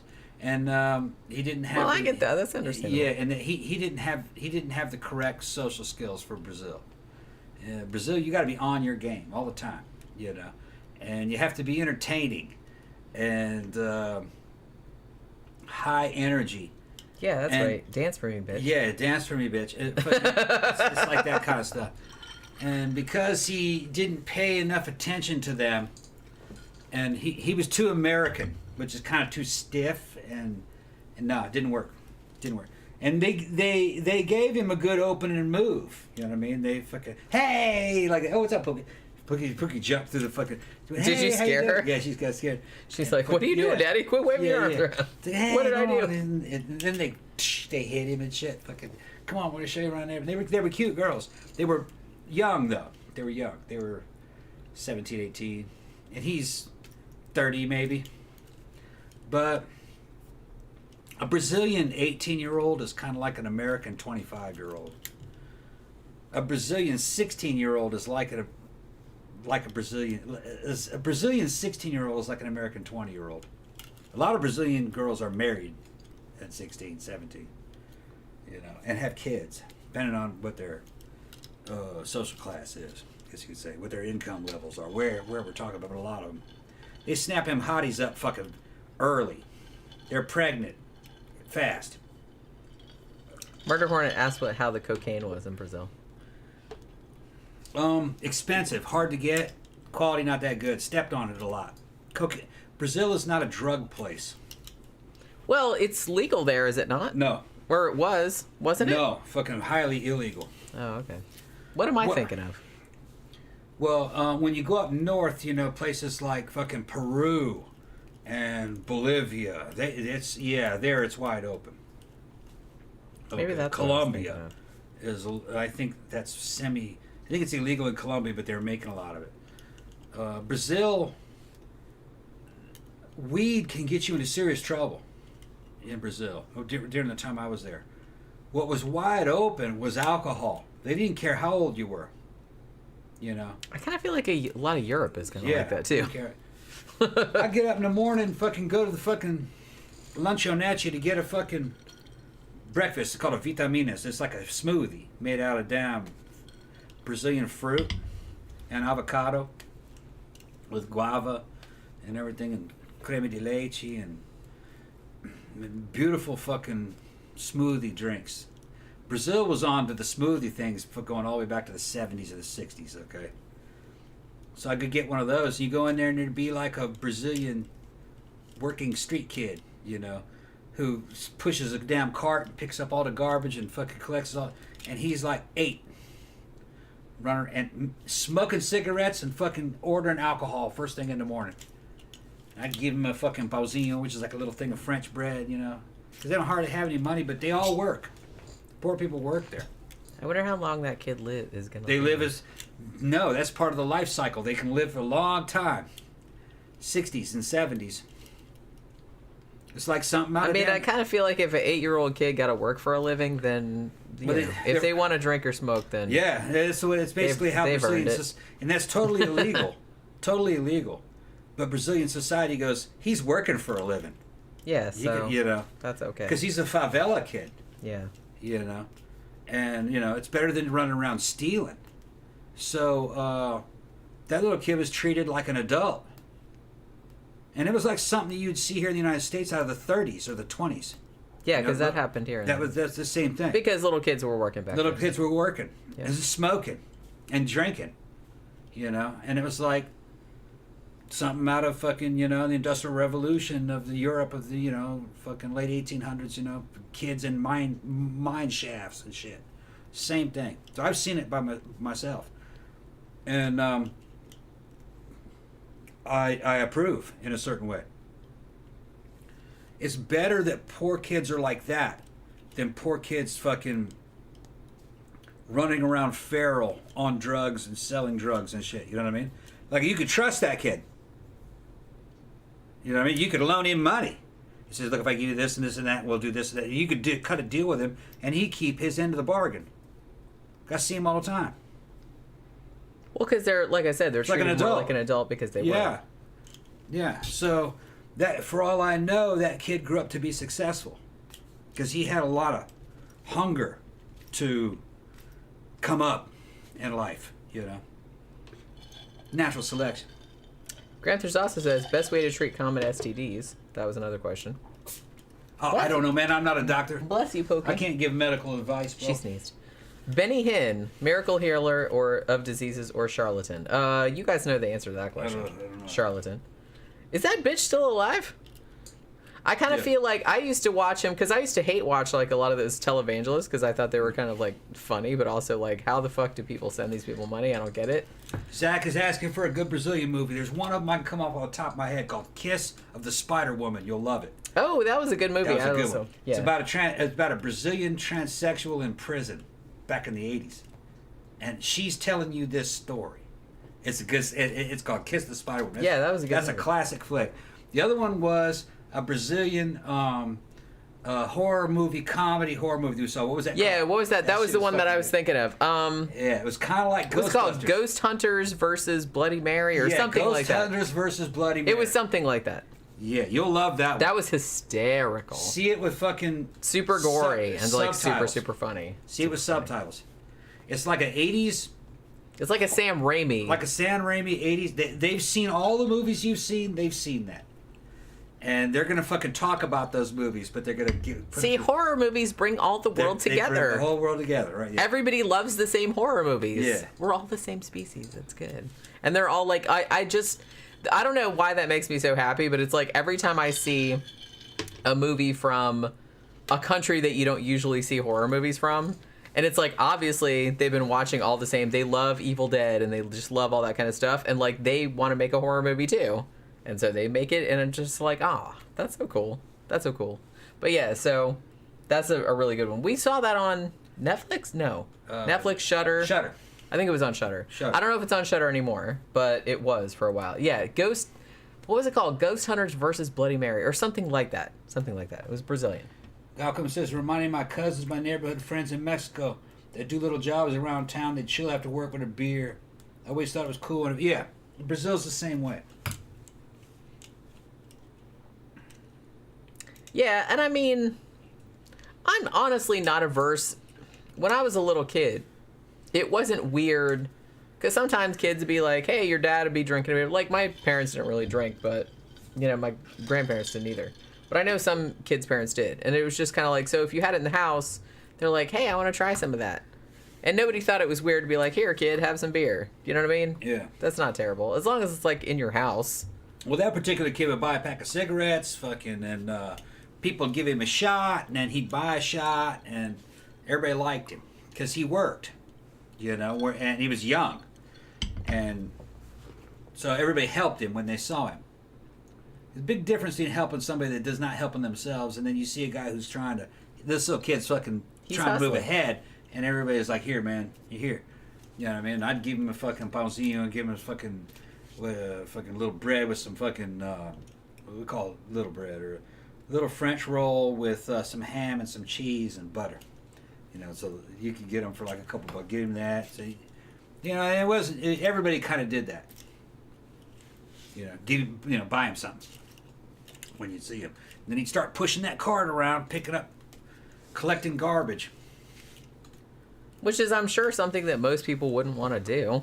No. So there was a cart that had fucking like Volkswagen bug tires on it and an axle and a fucking wooden cart. And you got in there and he'd have fucking stuff that he was collecting out of the garbage and stuff that could be recycled.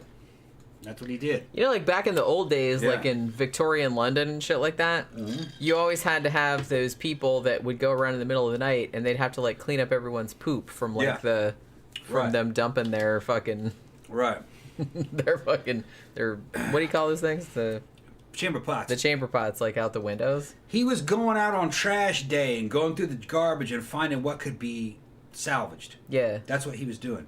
And then taking it to places, recycling places, and getting money off of it. Yeah, like I said, kids did that in Victorian England as well. Yeah. They'd go through like everybody's garbage and shit like that, like looking for valuable shit. Right. Thank you very much, Mrs. Evans Arty Party. That's one of my favorite screen names, by the way. Please do more paranormal shows. I even miss the old haunting episodes. Oh, yeah. We should actually. Because I still have.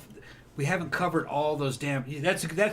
Thank you for reminding We should actually bring me that that notebook right there and a pen from right there. I got so. I gotta write. I got the whole series on video. Yeah, I bought them for him a long time ago. We need to like look into that and look at which ones we haven't done because there's like a lot of good cases on there. Yeah.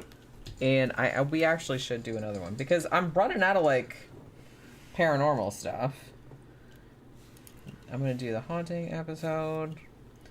That's funny that's good to hear that you guys are going all the way that far back in the catalog, back when we would do haunting episodes. Those used to be actually like fun to do. Yeah, they are fun to do. Because we would kind of goof on the episodes, even though I love those episodes. I do too. But we pick on them because we love them. Yeah, we love them. I don't really like believe all of them. I think some of them were full of shit. But or maybe they were mistaken about stuff. And they've spun things and blown things out of proportion in certain times. Best one was Haunting a Summer Wind. Yeah, we did do a show. Actually, we did a couple shows on that. Yeah. But the more I heard about, the more I looked at the Summer Wind fucking mansion, and the more I heard about it, the more skeptical I got about it. Although the people that were there were very credible, you know, they talk like they believed it. So who am I? I mean, fucking, I've seen some fucking weird ass shit too. It's just that the house. What I remember about Summer Wind is that the house wasn't as impressive as I was imagining. Yeah, it really didn't. You're led to believe that the house is pretty impressive. The way that it looked in the episode. Yeah. If you looked the way that it looked in the episode and the way that it looked in real life, you're like, those are two completely different things. Yeah. I mean, it looked like it was a mansion, but it looked like a shithole. It really looked like falling down. You probably should have just torn it down and started over, to be honest. Yeah. It didn't look like, oh, we can just like knock out a couple walls and put up some wallpaper and everything will be like kosher. It really did not look like that. The whole thing about, well, they wouldn't even come out and look at the house. They wouldn't even work on it. They go, oh, that house. Well, when you see the house that they're talking about, it's like probably because it probably wasn't because it was haunted. It was probably just kind of like, shit. No. Those guys were professionals and knew that house was not worth really anything.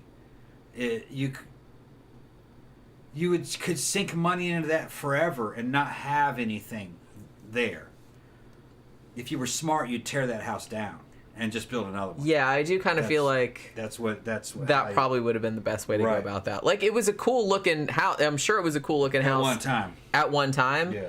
But by the time they bought it, it was in such terrible shape. Yeah, it was. That I really don't think it would have been worth it to refurbish. She should have just like torn it down and started over. So what the contractors are doing are like, oh yeah, if you're in that piece of shit, you don't have any money, and you don't really want to sink any money in that because that shit's on its way out, and those guys know what they're talking about.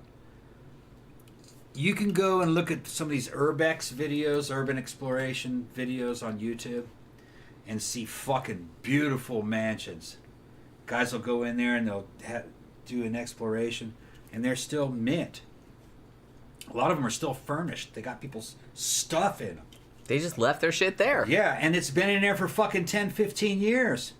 And it's just looks brand new. And you're like, well, what's wrong? Why isn't this selling? It's because the mansion market is a very, very tough market. If you can afford a mansion, you can afford to build a mansion. Of course. So why the fuck would you fucking buy somebody else's mansion? That's a waste of time. That's what I'm saying. For the same amount of money, you can build your own. So that's the problem. In most places of the U.S., maybe not in some prime real estate or whatever, you know, somewhere out in fucking Beverly Hills. That's not the same situation. Well, and it depends on what you're looking for. Like, maybe you want something that has like a lot of history behind it or something like that. But if you have the money, like if I was a millionaire, and I could build whatever the fuck I wanted, I'm probably not gonna buy somebody else's old shit. I'm gonna have somebody build something exactly how I want it. Right. I mean, and most people probably would. Once you get into the mansion market, there aren't that many people in the mansion market, but there are a lot of mansions. So there's a lot of empty mansions. And if you're in the mansion market, you don't want a used mansion. You want a new mansion for about the same price. So a mansion will sit forever. Strange, but true. It'll just sit there. There's no resale in that. There's a lot poor people, and I'm gonna consider ourselves to be in that thing. We're poor people too. I am absolutely a poor person. That, well, I'll buy this mansion and then I'll resell it and make $1 million. No, you won't. No, you won't. I never for a second thought Nope. that. No way. Now, a smaller house where there's a lot of buyers, yeah, you can. You can flip it and make money on that, but you can't make any money on a mansion. Not unless it's maybe a mansion that a famous person owned and it's in a prime real estate. Yeah, if it had like some history behind it, or if it was like in some kind of historical area where people are looking for that. But yeah. But no. If it's in a place where a lot of new stuff is being built, absolutely not. No. It's just kind of like you have people thinking, well, I'll buy this fucking sports car and this Ferrari and it will be an investment. No, it won't. It will fucking depreciate in value. Cars are very rarely year. an investment. Unless they're collectible in some way. And when that thing's 10 years old, it's worth a fraction. None of these rich Ferrari motherfuckers want it. And you try to sell it, you go to try to sell it, you'll never get a satisfactory price for it. So they just sit around, you know. Now, when it's 50 years old or 60 years old and there aren't many of them left, it can become a classic. Sure. But the thing is that that's after you're dead. Yeah. So... I mean, if you're going to do collectibles, there's particular things. Like I said, did James Dean die in this car? No, then nobody wants it. Mm-hmm. Nobody wants it. Sorry. There's no historical value. Right. Like I said, unless it's completely refurbished and it's like an antique and it's very, very old and it's still like in running condition, then yeah, you might be able to get some shit for it then. But other than that, yeah, no. Rebecca said watched Haunting in Connecticut a few years ago, like 1 a.m. Yeah. Rebecca says Winchester Mystery House and the Queen Mary would be great shows. Didn't we do? We did a Winchester Mystery House show, did we not? Yeah, we did a show. I'm pretty sure we did, and I thought we did a Queen Mary one, but although I could be wrong, I'm 99% sure we did a Winchester Mystery House show. Though. All right, Brad Jones has asked me whether he needs help with a program. I don't know what program you're talking about or what kind of help you need. I need more context, bro. Well, he's going to tell you. He's going to tell you. Maybe it's one of the programs we did. I don't know. Guamacan says, you guys' explanation of paranormal stuff as RSPK for a lot of these stories and cases really changed my perspective on stuff. Good. Yeah. I mean...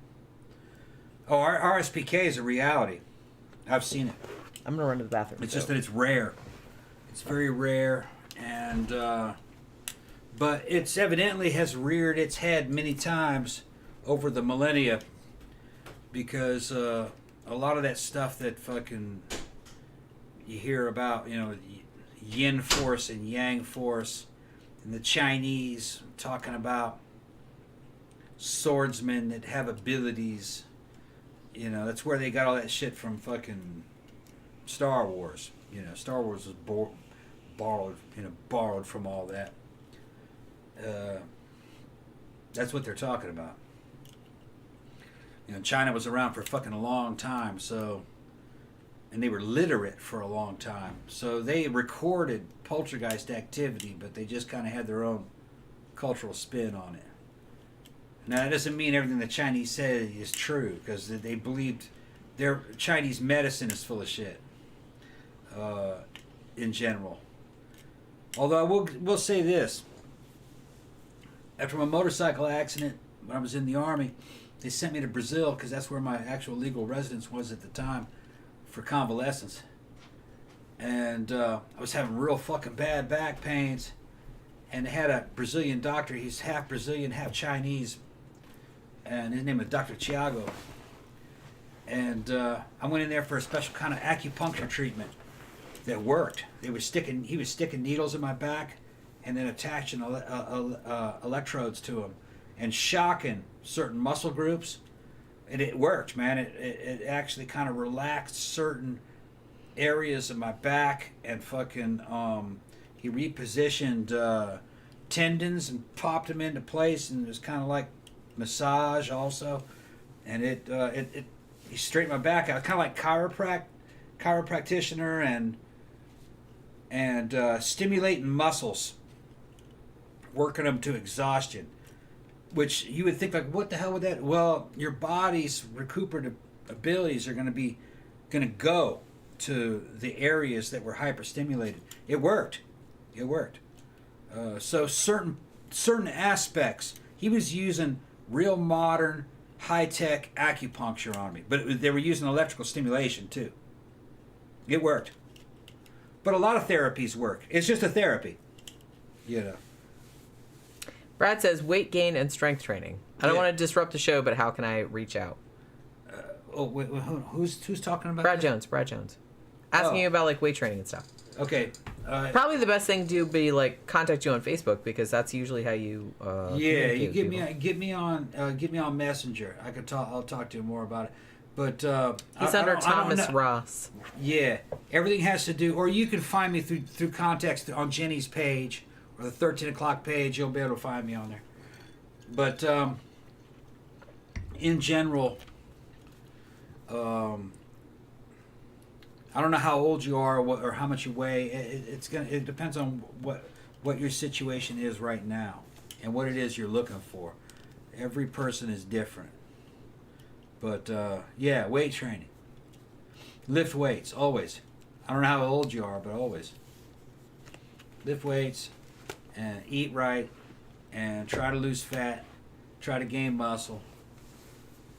By any means necessary. If you're in your second half of life, go on HRT.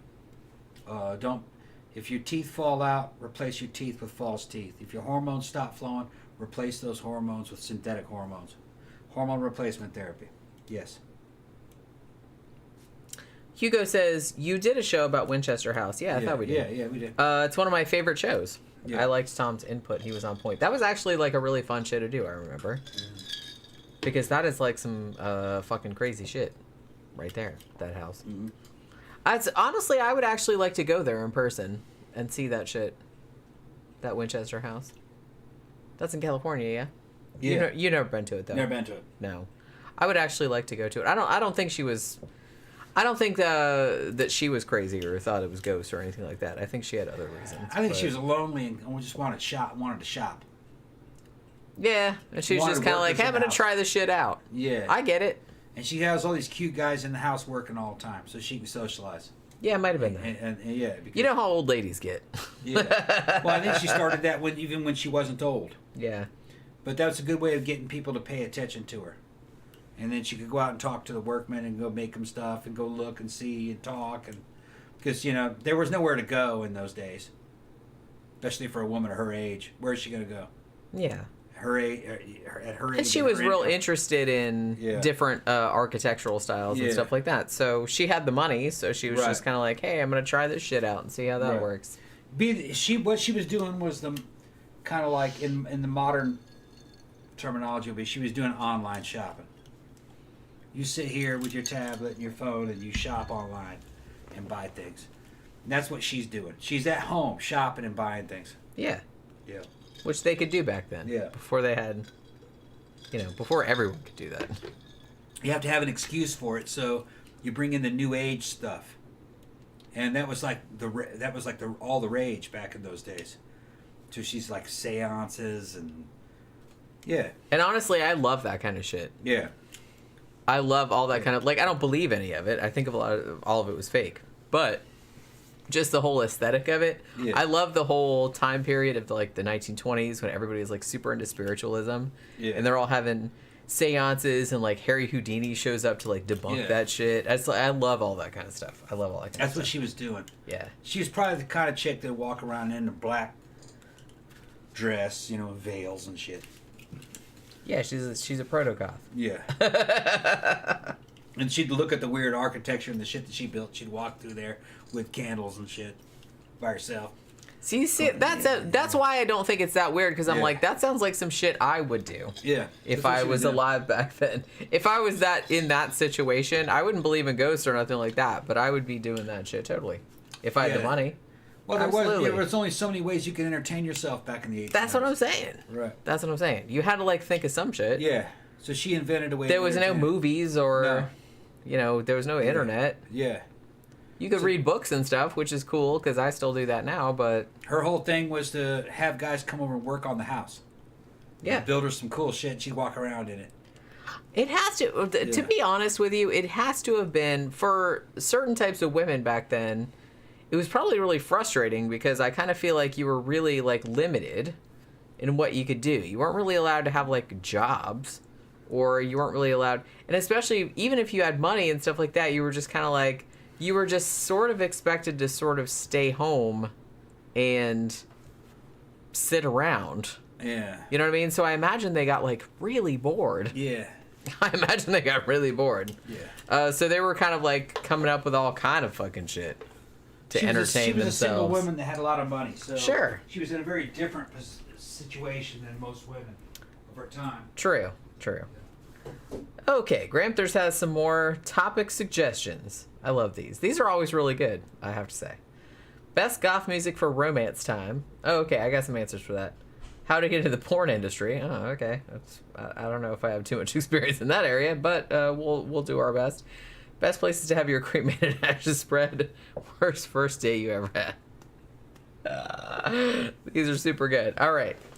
Best goth music for romance time. I kind of feel like, for me, I feel like the best music like that is more, you want something more like ethereal goth. You want like some like Dead Can Dance, or I don't know, like Diform. You want something with like maybe some more like operatic kind of action going on. Maybe. I kind of feel like maybe that's kind of a better thing. Just generally. I don't know if that's what I would pick, but that's in generally it's probably good. How to get into the porn industry. Nowadays it's probably really easy. All you gotta do is like fucking turn your webcam on and do whatever the fuck. But porn industry, again, because the internet isn't what it was. So I kind of feel like it's sort of like a microcosm, I guess, of the whole Hollywood thing. Just as there are no more, I don't know if I want to say there are no more like movie stars, because obviously there still are. There are still stars, everybody knows who they are, but I kind of feel like porn is like it's like an adjunct of that. Because everything has been democratized, because everybody can make their own porn nowadays and put it online and make money off of it, it's proliferated to a degree where it's really, really hard to, even though everybody can do it, which is good, but consequently it's much, much harder to get noticed. So, to be honest, if you want to get into porn, like I said, I don't really have any experience in this area, but I would suggest finding an underserved niche, underserved fetish, and going in that direction. Because if you're trying to do like mainstream kind of shit, you're gonna get lost in all the noise, because there's so much fucking porn. Everybody can do their own porn nowadays, and millions of people are. So you really have to like tailor your shit to like a very specialized clientele. Tony and Aleda, my ex, they made money doing porn with it was a fetish about drowning. That's what I mean. You need to find a niche that's not real widespread. Yeah. Tony would pretend to drown her, and they'd film her in a weird way, like he was drowning her, and they had fucking dudes paying for that. Yeah. I kind of knew a girl who was doing webcams and stuff like that of like puppet porn, which, like I said, is puppet porn. Well, it's a niche, but there's a niche for there's a market for that. You just have to find something that is not that well. If you just try to do like regular porn, like look and I'm sexy and blah blah blah, yeah, you're not gonna get anywhere with that, because everybody is doing that shit. Yeah. So you really need to like find, not unless you're very physically talented. And even then, I mean, there's so much competition. So I think like it's better, and this doesn't just apply to porn, this applies to everything. If you want to make money online, or, you know, doing whatever you're doing, whatever creative endeavor, don't try to focus on making everybody watch your shit, because that's not going to happen. There's too much competition. You really, really have to target stuff to a specific niche that is underserved. So you got to just find some shit that you're really into, whatever your fetish is, or something like that, no matter how weird it seems. Do some shit like that. I guarantee you there's an audience out there for that, whatever it is, no matter how weird it is, as long as it's not illegal. Do that, and you'll probably like have a better time. I'm not going to say you're going to get rich doing that. I'm sure you won't, but you might make a living at it. Most of them are just making extra money. Yeah. Don't think that you're going to like make, but like I said, I think it's more, it's more believable that you'd at least make a living, not a great living, but you might like squeak by. But I think it's better if you do like target marketing. Don't try to be all things to all people. Don't try to appeal to a mainstream audience because there's just too much competition. There's just too much. Like I said, it's not just porn, it's everything. Yeah. Books, movies, anything. Everybody is putting their own shit. Yeah, big porn studios are gone. Which, like I said, that's good because it's, it's democratic. Everybody's putting their shit up there. Yeah. But there's so much, consequently, there's so much noise that it's hard to stand out. So you really personalized though now. You really need to like hone in on something you're really into. What do I really want to do? Even if it's not like widely. You just go on. Just do that. You just go on Instagram and fucking look at the Instagram models. And you see that those girls all have fucking link trees that lead to other things that they're selling. Some of that stuff is porn type stuff. But the girl starts off as just marketing something that might be that you're into. Like she might be movie reviews or movie reactions. But she also has a link tree that goes back what she does. So it's targeted to their fads. Yeah. So it's not hanging out in cyberspace. And like a lot of these fitness girls and people in the fitness industry that are on Instagram, yeah, they get big and shit, and they're actually personal trainers, and they're selling training packages to other girls. But if you follow them back, they got the link tree, and some of that shit goes to Instagram. Or not Instagram, what do you got?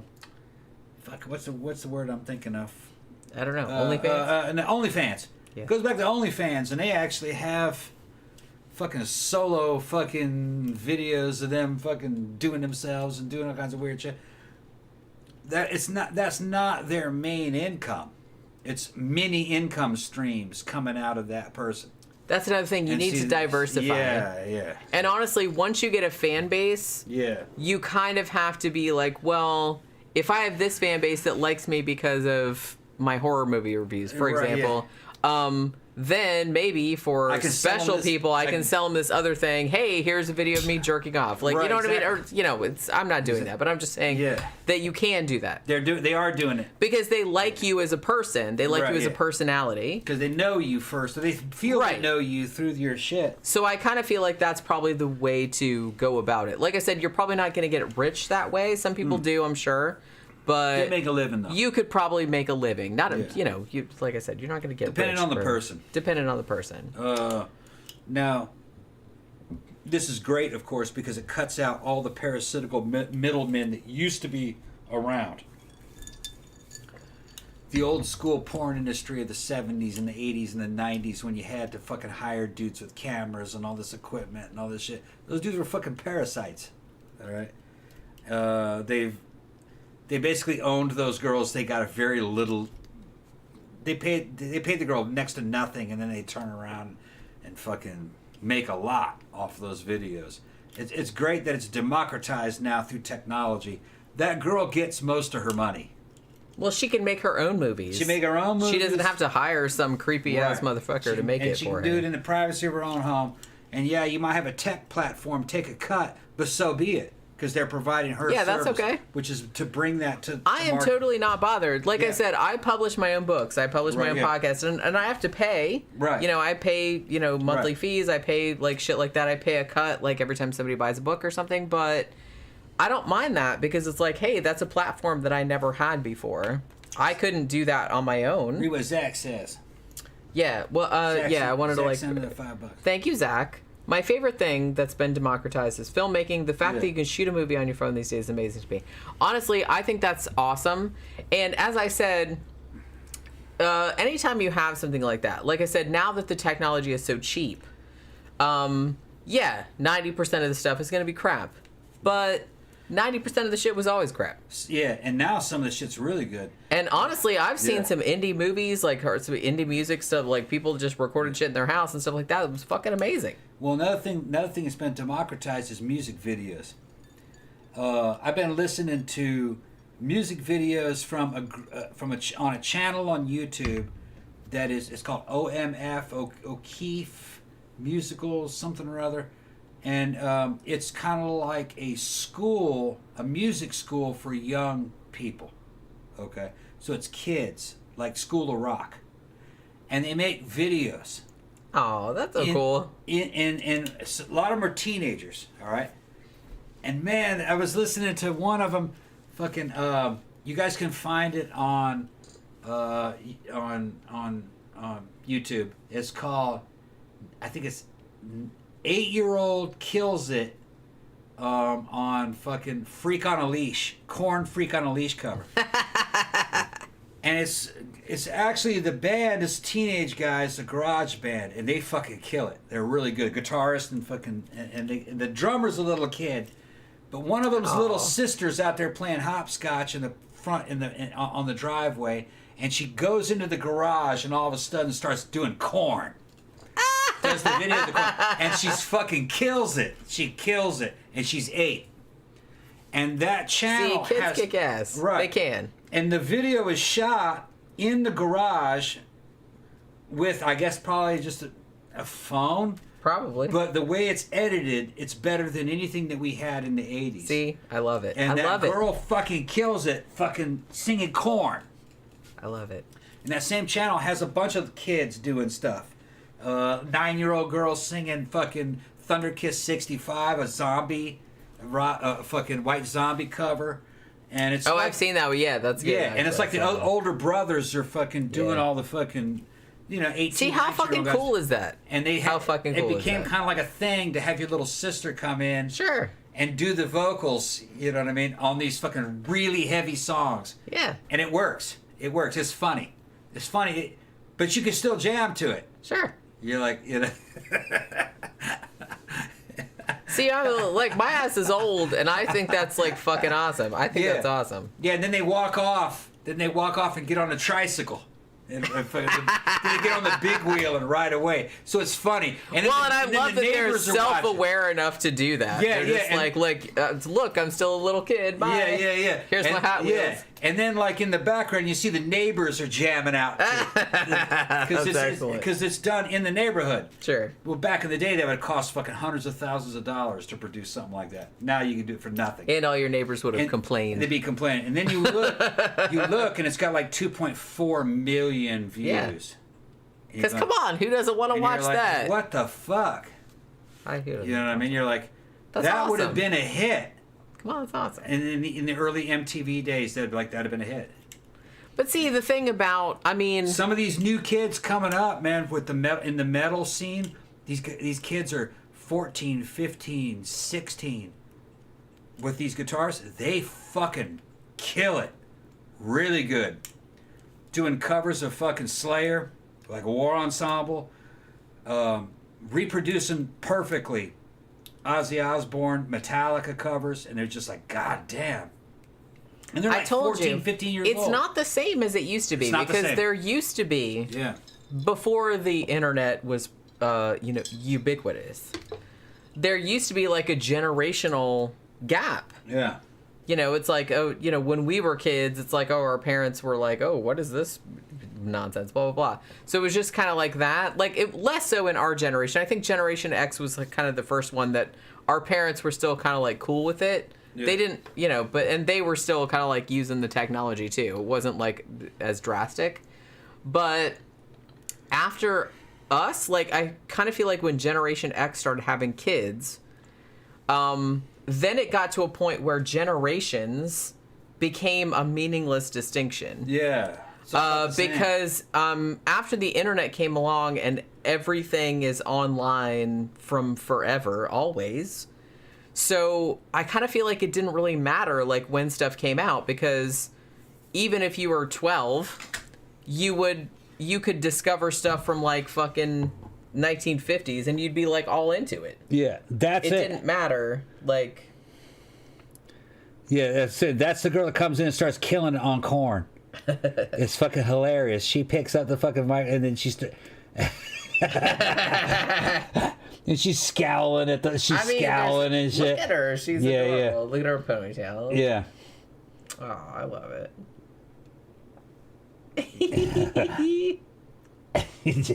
See, that's so cool. Yeah. That's so cool. Yeah, she's good, too. See, I love that kind of shit. You go, little girl. You go, little girl. Let's see, where is she?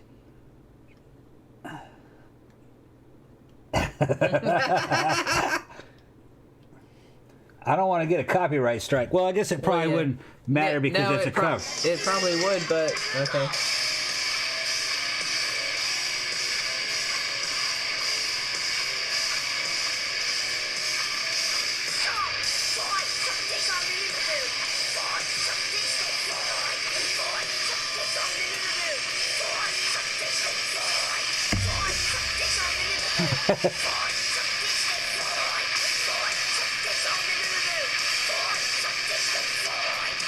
She's 9.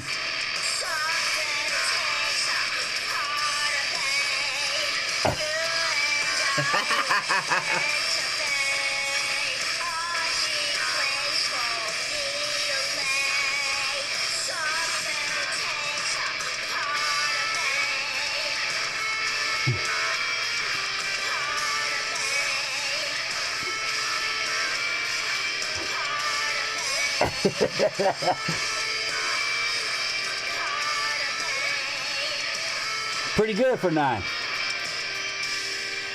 I mean, like I said, that little girl kicks ass. Come on. As I said, I honestly, that's one of the best things. That's one of the things I like best about the internet is that it kind of possible. Well, it kind of erased all the generational gaps as well. It was just kind of like, look, everything's on the internet now from whatever era. So everyone's just kind of like free to get into whatever the fuck they want to get into. And there's like a niche there for everybody. So I don't know. I think that's really cool. I think that's really cool.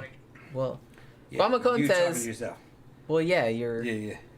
Guamacon says, that's awesome. Yeah. You should check out a band called Twin Tribes. Twin Tribes, we actually have seen them live a couple of times because they played at the Absolution Festival in Tampa, which we've been to the last couple of years. I usually, I do all the graphics for them. We did their shirts, all that stuff.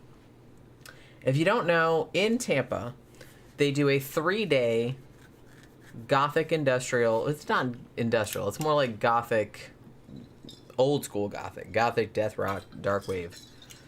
They do a 3-day festival in Tampa every October. It's usually early October. They didn't do one in 2020, but they've done one subsequently. So they're doing one this year in October because I'm already doing the stuff for it. And Twin Tribes are usually there. So we've actually seen them a couple of times live. So yeah, they're actually really good, are a really good band. Best places to have your cremated ashes spread. I'm not really sure about that. I kind of feel like I'll be beyond caring at that point. So I don't really know. I don't really know where I'd want my ashes spread. I don't think I would give a shit either way. Worst first date you've ever had? That's an interesting question. I've been kind of lucky in that I haven't really had that many bad first dates. Like, I've heard some horror stories, but I'm trying to think of, like, any really, like, bad experiences I've had. I don't know. Like I said, I haven't had a lot of bad experiences just because, one, my whole thing was that I was like really, really introverted and not all that really interested in like dating people until I was in my early 20s, at which point I met somebody and I got married. And then so I was married for 15 years. And then when I got divorced in 2009 or 2010, I think it was, and then I started dating people, and I was like pretty lucky that I had pretty good, experiences in that regard. I didn't like meet anybody that was like a total weirdo. I met a couple dudes that were actually like pretty awesome. And like we hung out for a time. I didn't like ever go on any dates with anybody that was like, hey, this dude's a serial killer, or he's gonna like fucking kidnap me or nothing like that. So I'm like, I was kind of lucky in that regard, but I know that a lot of women are not that lucky. I think I was only that lucky because I was like just really introverted and didn't really want to like go out with many people. But I was lucky in that most people that I met after I got divorced were fine. Were okay dudes. You know. And I wasn't one to be like, hey, I'm going to go with this person. Like, I did do that a couple times, but thankfully it worked out okay in both situations where I did that. Like, both the dudes turned out to be perfectly nice dudes. So there was that too. But that doesn't always happen. So watch it out there. Just saying. Yeah. Okay. Getting a lot of thumbs up. Thank you very much for those thumbs up, people. Bundy data. How's your pizza, Hornet? Jenny got one left on the porch till Ants got it. Yeah, that one, yeah. It wasn't a pizza. It was actually, it was a sandwich and a salad. Yeah. They didn't deliver it for so long that I thought they weren't going to come, so I ordered, we went and got Chinese food. Yeah. And then we were going out to get the Chinese food because we were going to go pick it up. And then, now they left the fucking food there. That shit was on them. But it had been there so long. Yeah. I mean, yeah. I didn't pay for it, though, because... No, they took the money away.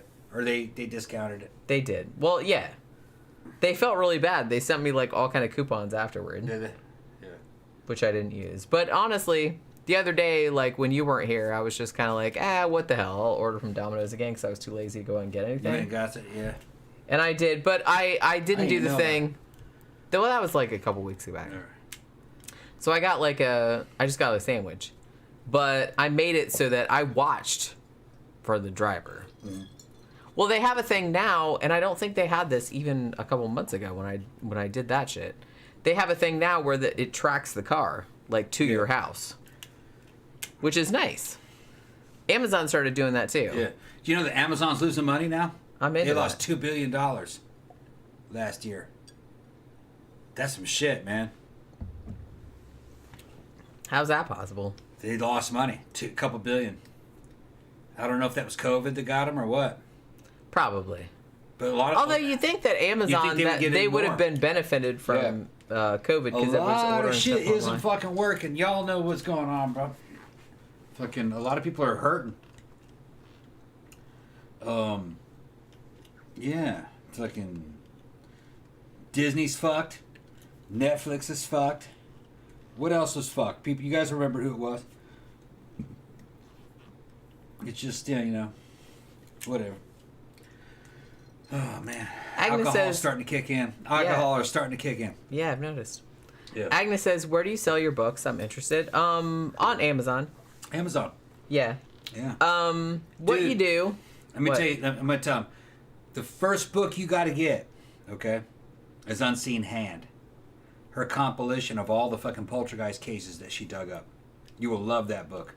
How well... That book actually is rated real well. Steve Mera, who's a British parapsychologist, thought that was the fucking best poltergeist book he'd ever read.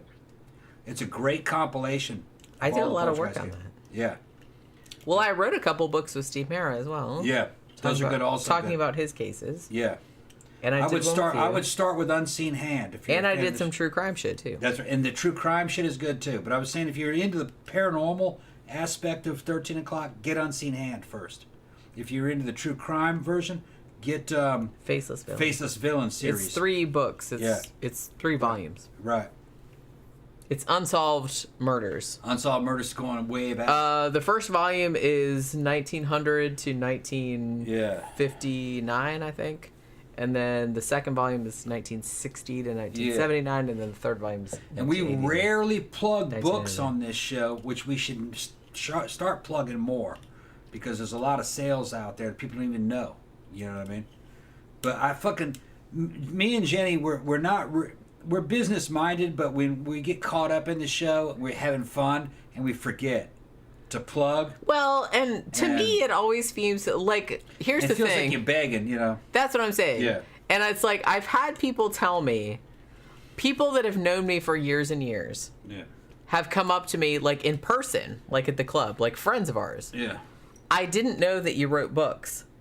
I didn't know that you designed board games. I didn't know that you did this and that and the other. Well, because I don't know. I feel like really... She's not a self-promoter. Hoary. Right, yeah. When I talk about it. I just like to do them and put them out there. If, like, people can find them, cool. I don't know. I just feel like an asshole, like, talking about them. I don't know why that is. I'm the salesman. I'm drunk half the time. Forget about it. That's what I'm just having fun. You know what I mean? Fucking, but, so I always kind of feel like really embarrassed. I know this is dumb, but it's like I feel really embarrassed about. It's like I've written like a fuck ton of books. Fuck ton of books. And they're all good. I haven't I've written 4 paranormal type books. I wrote a book with you. Yeah. About Mammoth Mountain. I wrote 2 books with Steve Mara about 2 of his poltergeist cases. I wrote Unseen Hand, which was all poltergeist cases from like back in prehistory. And I've written 3 true crime books, unsolved murders from the whole 20th century. I've also written several novels, short story compilations. I've written like a bunch of horror fiction. But I don't really talk about it all that much. I've also designed a fuck ton of like board games. Many of which have to do with horror. I've done like a Edgar Allan Poe one. I've done like a Halloween one. I've done like all kind of stuff like that. But it's just kind of like, I don't know. I'm more interested in... But that's probably my downfall, honestly. Yeah. I'm more interested in like making the shit. You know what I mean? It's like, ooh, I got this idea and I'm like, I'm going to make the shit. I'm going to write the book. I'm going to make this game or whatever. And then once I've done it, I'm like, woo, it's done. Now I'm going to move on to the next thing. I don't think about like selling it because that's not my deal. Yeah, Agnes is saying she loves fucking paranormal and everything. You should have me plug your book. That's really what I was supposed to do. Whenever we go to fucking... you're falling down on the job. I'm falling down on the job. Whenever we go to fucking like author fucking seminars and shit, fucking Jenny will go. I'll go down there and I'll sell every book she has. I'll fucking sell out. In person, I'm a fucking compelling salesperson. Yeah, I mean, when we did conventions and I took my books there, I'll fucking sell. He would sell every single one of them. I'll sell all. Which is good because I don't like to do that. And I'd be like, man, I'm just kind of like, hey, you want to buy the book? Okay. Yeah, and I'm like, it's very hard to sell your own stuff. It's a lot easier. Yeah, because you kind of feel like a douche. Yeah. I feel like it's a lot harder. Selling my own stuff. You have to sell. Hey, look how awesome I am. Look at the fucking... That's kind of what I feel like. It's really, really weird. You can do it that way. It's just that it's so much easier to sell somebody else's stuff. But, man, yeah. Well, because you're not emotionally involved. Yeah, right. And I just grab people. She's seen me. Hey, come here. I was like, how you doing? I love your shoes, baby. Which, like I said, I can never do that. Yeah. Because to me... Start talking to them. To me, that seems like really obnoxious. Like, if somebody did that to me, I'd be like, you are really fucking obnoxious. Yeah, no, but it doesn't... It's a numbers game, though. But it is, yeah. You just fucking plow through it. And fucking... Every person that bought from you was happy. We took pictures... you and them together and fucking got signed. And they reviewed my books later and it was like, all the reviews were there and they signed copies. That was old school shit. Okay. Which those situations really don't fucking happen too much anymore. The fucking conventions are not really happening. Well, the conventions are happening, but we determined that it was too expensive to do. Online sales is more lucrative. Yeah. I mean, the conventions are fun. I do like doing the conventions, but... Overheads. When we did the conventions before, the couple conventions we went to, the reason that we did them was because we were part of, you're on the horror writer track. Yeah. So we'll get you in for free if you do... XYZ, like if you do these talks. If you entertain these people. Right. So we did a bunch of talks. Like I did one about Twin Peaks. We did all of these. I did one about women in horror. Yeah. I sat on all these panels. Free booze. Right. Yeah. So we did that. So I said, well, yeah, I'll do all that. If you pay, because it's expensive. To get in the shit. So they paid for our shit to get in for 3 days. If we would sit on, a number of panels. And so we did that. And they said, okay, well, we'll give you some table space. And it was us, and it was a bunch of other horror writers.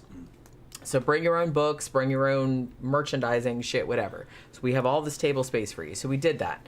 Now, the thing about it, though, is that as cool as that was, and it was pretty cheap, like, we had to pay for parking, we had to pay for food, we had to pay for, but we didn't have to pay to get in, so that was, like, significant savings.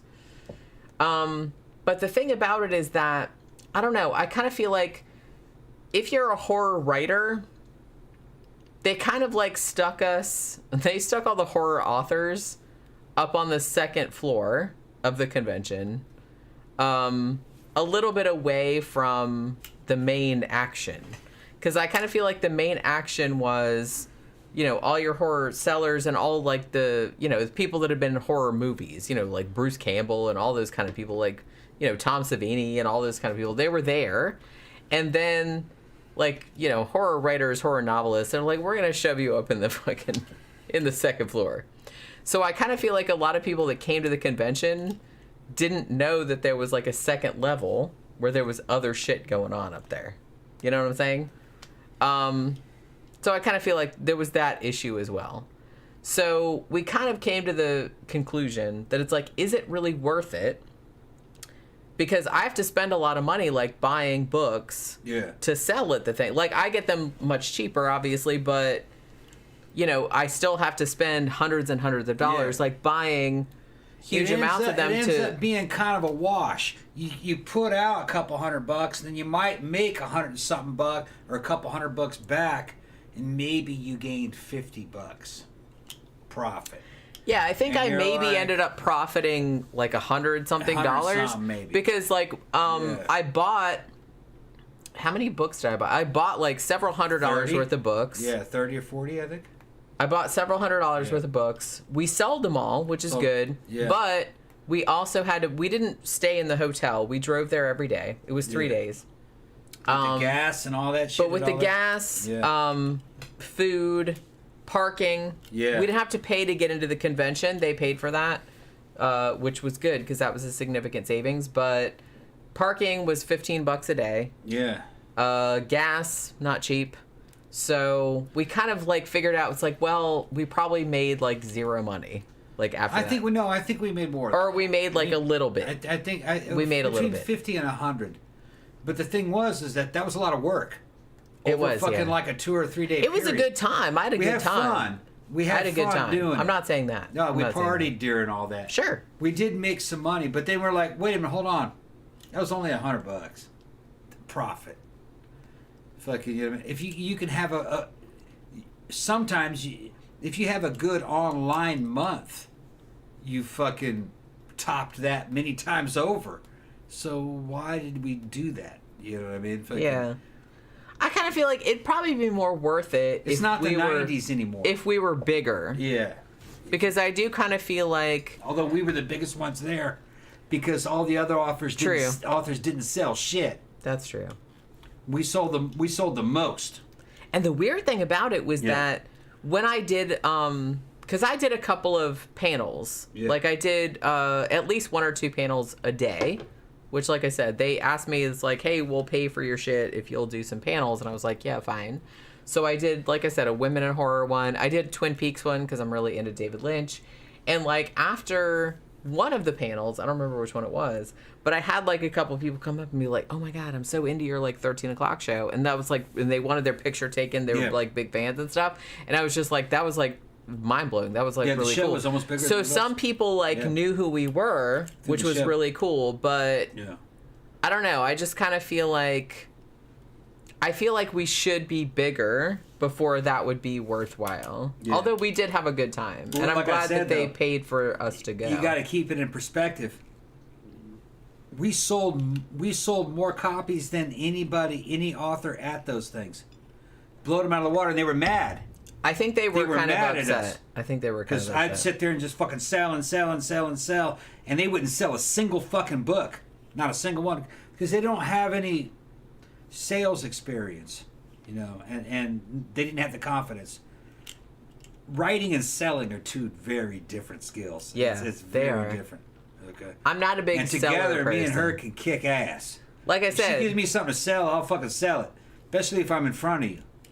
And we were drinking there, and handing out fucking books. We were having fun, man. All right. Well, and when I'm having fun, I'll start fucking buttering up whole crowds of people and just talking shit to people as they're going by and sell a book. She saw me do it. Yeah. You know? I mean, he sold pretty much all my stuff. I was trying to sell books to children. I think I had like 2 fucking books left. Yeah. At the end, and I had a big, huge box. Yeah, I tried to sell books to children. That's how I fucked up. Children should not be reading my books. Yeah, I tried to sell books to children, and then fucking the parents are like they didn't have any money. They're like, oh yeah, I guess you don't have any money. That's right, you're a child. You don't have a job. I forgot. You don't have a job. Yeah. You remember that, right? Yeah, I do. Yeah, his mom fucking came in. Well, like I said, don't encourage children to be reading my shit. I don't want to like get sued or nothing. So, Kanavatsan says, because some people are studying, how did you find this channel? That's really interesting to me because that's like some information that I feel like I should probably have. That's a good exercise, guys. How did you find Tom and Jenny? In my case, it was searching for a Logan's Run movie review. To my surprise, it was a series that I never knew. Yeah, I kind of feel like a lot of people, man, we got so many hits on that Logan's Run review because I kind of feel like a lot of people didn't, well, at least when we reviewed it, that was something that a lot of people didn't have a review on. So I kind of feel like our Logan's Run review, I think that's still one of our like highest viewed videos to this day, which is crazy. I thought that was like a bigger movie. I saw it a million times when I was a kid, so I kind of thought, I kind of assumed everyone had seen it, but I guess not. Agnes said, I don't remember how I found the channel, but I've been listening off and on for the last 2 years or so. I was listening when it was just audio, no video. Yeah, I remember that. Yeah, it was like a big deal. I think it was our 200th episode where we were kind of like, hey, we're finally going video. Hey, you can see our faces. I wasn't excited about it, but you know what I mean. I was like, I don't want anybody to look at me. Jesus Christ. Tammy said, I was looking for Jack the Ripper info. Found this channel. Oh, see, that's cool. That's cool. Tom's looking like Popeye now. Yeah, he is. Guamakan says, I found the channel because I like reading about Shining theories. Oh my god, don't even get me started. I would imagine if you're into Shining theories that you probably already subscribe to Collative Learning because that dude has a fucking zillion videos about Shining and Mad theories and Mad Max and David Lynch stuff. I love that guy. Yeah. So I could talk about the fucking Shining all day long. All day long. Aaron just says $10. Thank you very much. They're all talking about how they found the channel because somebody was asking about that. Because somebody was asking about that. This is an underground channel. This is an underground channel. Thank you, Aaron. Yeah. You all popped up when I first discovered Stephanie Harlow and did. Yes. And honestly, I really like Stephanie Harlow's channel. She has a true crime channel, in case you didn't know. Yeah. And she talks about at length about true crime cases. Yeah, I'm subscribed to her as well. Hugo said, I also found you guys looking for Logan's Run. I kind of feel like that was a big thing. A lot of people found us looking for channel. Logan's Run reviews. That was a very successful That's show. Right. I kind of feel like that's still one of our highest rated videos. I don't know the what Logan's it was. Run review. I think maybe there's not as many. I don't know. And maybe they liked what we said. I think we reviewed that show with a lot of respect. I love that movie though, and the TV show too. It's a very well thought out movie. It was a well done movie. Also, the only reason why it really didn't stick was Star Wars came out right after it, which just blew it away. But that was a fucking great movie. Yeah, I love that movie. Maybe they like my idea that the thing was a fucking pod that once the main computer found out that the outside world was safe for life, that it destroyed itself to let all the people out. I don't think anybody else has ever thought of that because I've listened to the other reviews and they don't mention that. But I think that's what they were trying to say. Remember how the Dome City collapsed? Yeah. As soon as Logan came back and says, there is no sanctuary and all that kind of stuff. I think maybe it was supposed to be an ark to survive all the radiation. Just to hold them in stasis. Just to have a breeding population. Remember, they couldn't live past 30. Agnes said, was that the one where people didn't age? They did age, but once they got to 30, they would quote unquote renew. Yeah. Which meant they killed them. Although they didn't see it that way. Right. They didn't realize they were thought they killing were them. reborn. Sure. Into the genetically engineered youth. Yeah. So everyone was like young. Yeah. And everything was based around like hedonism. Yeah. It's just to keep them busy. Sure. I thought it was like an arc to preserve mankind through a time of fucking nuclear war. When soon as the message came back that the outside was safe to live in the movie it shows the main computer blowing up and the people being released, kind of like opening an egg. But I don't know. Because the book, it's based on a book, and the book is very different. And then the TV series was different. That there were a lot of people that were cheating. There were people in their 40s, 50s, and 60s also. But they were in a secret high council that was making decisions behind the scenes. Not everybody died at 30, depending on who you were. Some people were allowed to live longer. Well, of course. Right. But I think the people that were directing the movie might have tweaked it a little bit to make it seem kind of like an arc. Okay, we're going to end it and we're going to give it a happy ending. And I think that's for the movie what they tried to do. Because that's kind of what they show. Yeah, Agnes says, I just remember the girl seeing wrinkles for the first time or something like that. Yeah. Yeah, she saw an old person. She'd never seen an old person before. Hey, the movie's After they good. escaped. It is. It is. The movie's good, and I recommend the TV series. The people that wrote the episodes were the same people that wrote classic Star Trek episodes. A lot of the same writers. It's I mean, good. the movie's good. Like, you should see Yeah. the movie first. Yeah. And then Then the TV series. the TV series is worth watching, too. It has some terrible costumes and special effects for on certain episodes, but it's okay writing. It's pretty good for the TV. I was series. entertained. Yeah. Heather Menzies plays. Yeah, that's right. She's in it, and it's not the same cast, of course. And then they meet up with an android, who is a guy from fucking the movie The Thing. And that android is definitely the prototype for Data. That's definitely where they got the idea for Data. He's the best character. Yeah, what's his name? Lore? No. That was off of Star Trek. What was that guy's name? Shit! Now I totally spaced out.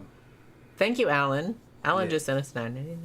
Oh, thank you very much. Thank you very much. Yeah, in the Logan's Run television series, there's an android in there that they meet up with. I can't remember his name off the top of my head, but It'll come to me. He's a real good character, and you can tell that's where they got the idea for Data. And it only lasted, I think, 2 seasons. Was it 2 seasons? I think it was only 2 seasons. Because it's like a couple CDs, and it's good. It's okay. It's not as like good as the movie, but it's worth watching. It's like old Star Trek. Yeah. It's as good as worth old Star watching. Trek. Yeah, Rem. That's Rem. Yeah. Rem. Yeah, Rem was Kind of cool. what's on I liked Rem. Yeah, he was a good character. Yeah, he was actually the best character in the. He's actually the best character in the. Yeah, I'm not going to argue the series. about it. And he kind of carried the series, because. Yeah, 1 season, so it's kind of. In 1 season, okay. Because Jessica, played by Menzies, she was the hottie of the series. She's basically kind of like a stand-in for Farrah Fawcett. You can kind of see they kind of go the Farrah Fawcett way. It's like, look, I have little like metallic shorts. Metallic shorts and then feathered hair, and she's the cutie, and she is a good character. She's a good girl in the character, but Logan is kind of your boring young alpha male guy. But he's kind of boring. There's not a lot to He it. is, I have to say. He's not very charismatic. He's generic. Rem, No hate on the character, but yeah, Rem was a lot Rem more had all the interesting. character. Well, Yeah. kind of like Star Trek, I was like born to Spock. Like Kirk is cool too, like Right. Yeah. and Bones is cool too, but come on, Spock is like the star of the show. Sorry. Thank you, Jeffy Art.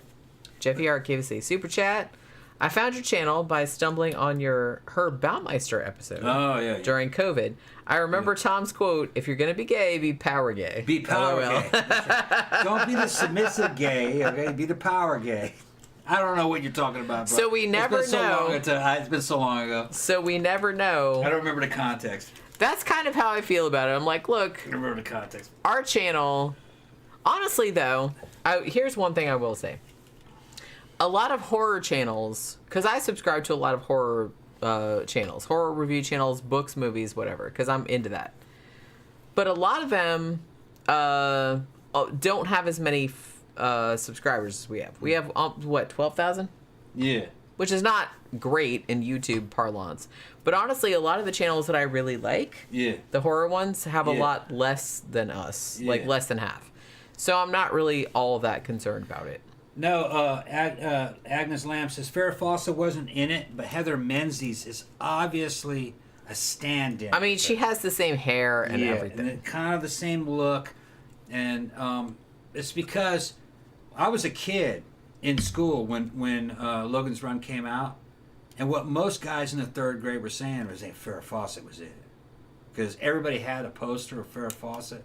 Well, I kind of feel like it was the She law. was the hot, yeah. She was, You kind of had to have a Farrah Fawcett. Back in the 70s. That Farrah Fawcett poster. You know which one I'm talking about. Yes, That one. we heard Everybody had that. Yeah, yeah. It was the law in the 70s. Back in the late 70s, You had to have that poster on your hottie wall. of all hotties Or you would get was arrested. Farrah Fawcett. So they kind of wanted Farrah Fawcett to be in the television program, But they couldn't get her. They couldn't get it, and she does not have a big role in Logan's Run. She's a side character who's only at the plastic surgeon's office. So she wasn't Jessica.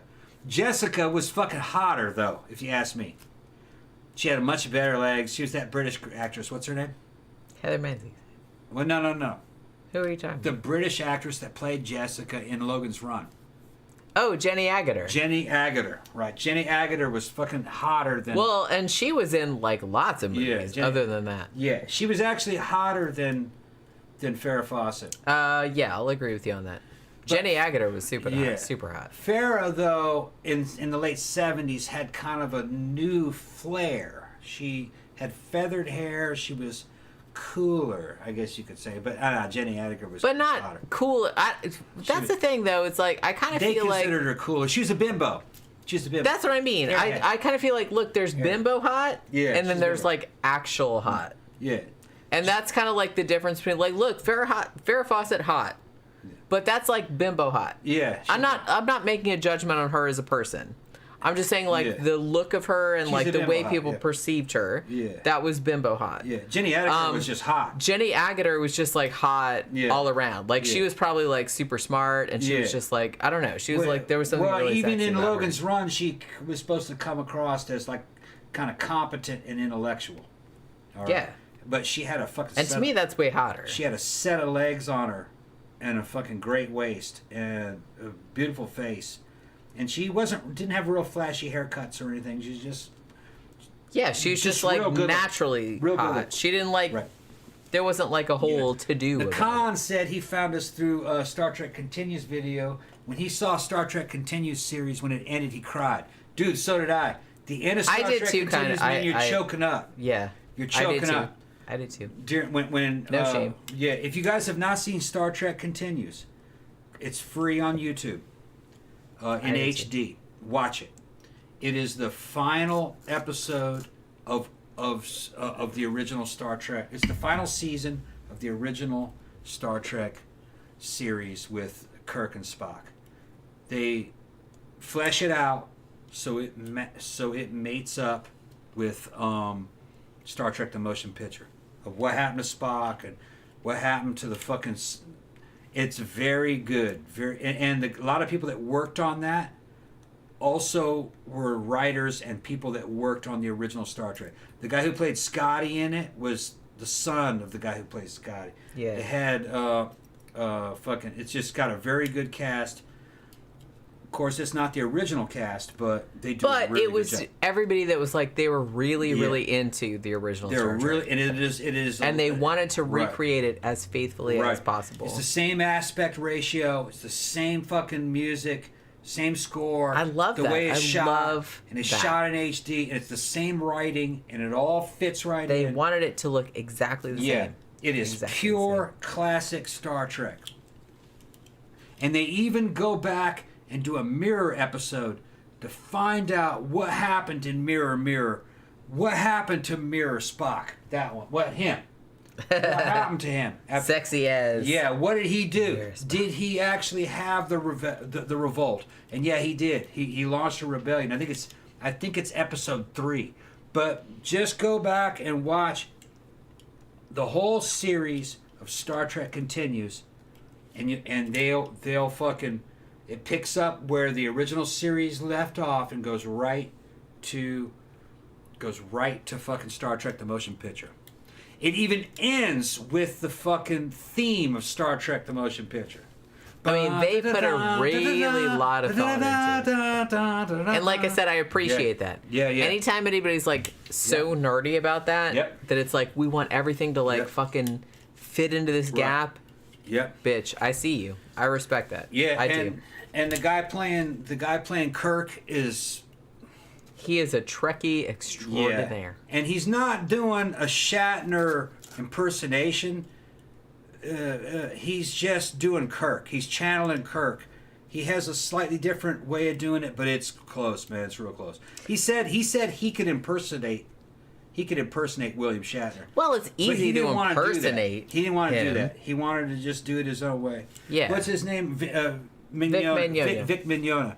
Well, that's the thing. It's like, it's very easy to like impersonate. Yeah. That, like, but I kind of feel like he does a really good job of like doing that character, but not like making fun of that character. Vic was did a lot of acting and did a lot of voice acting for anime.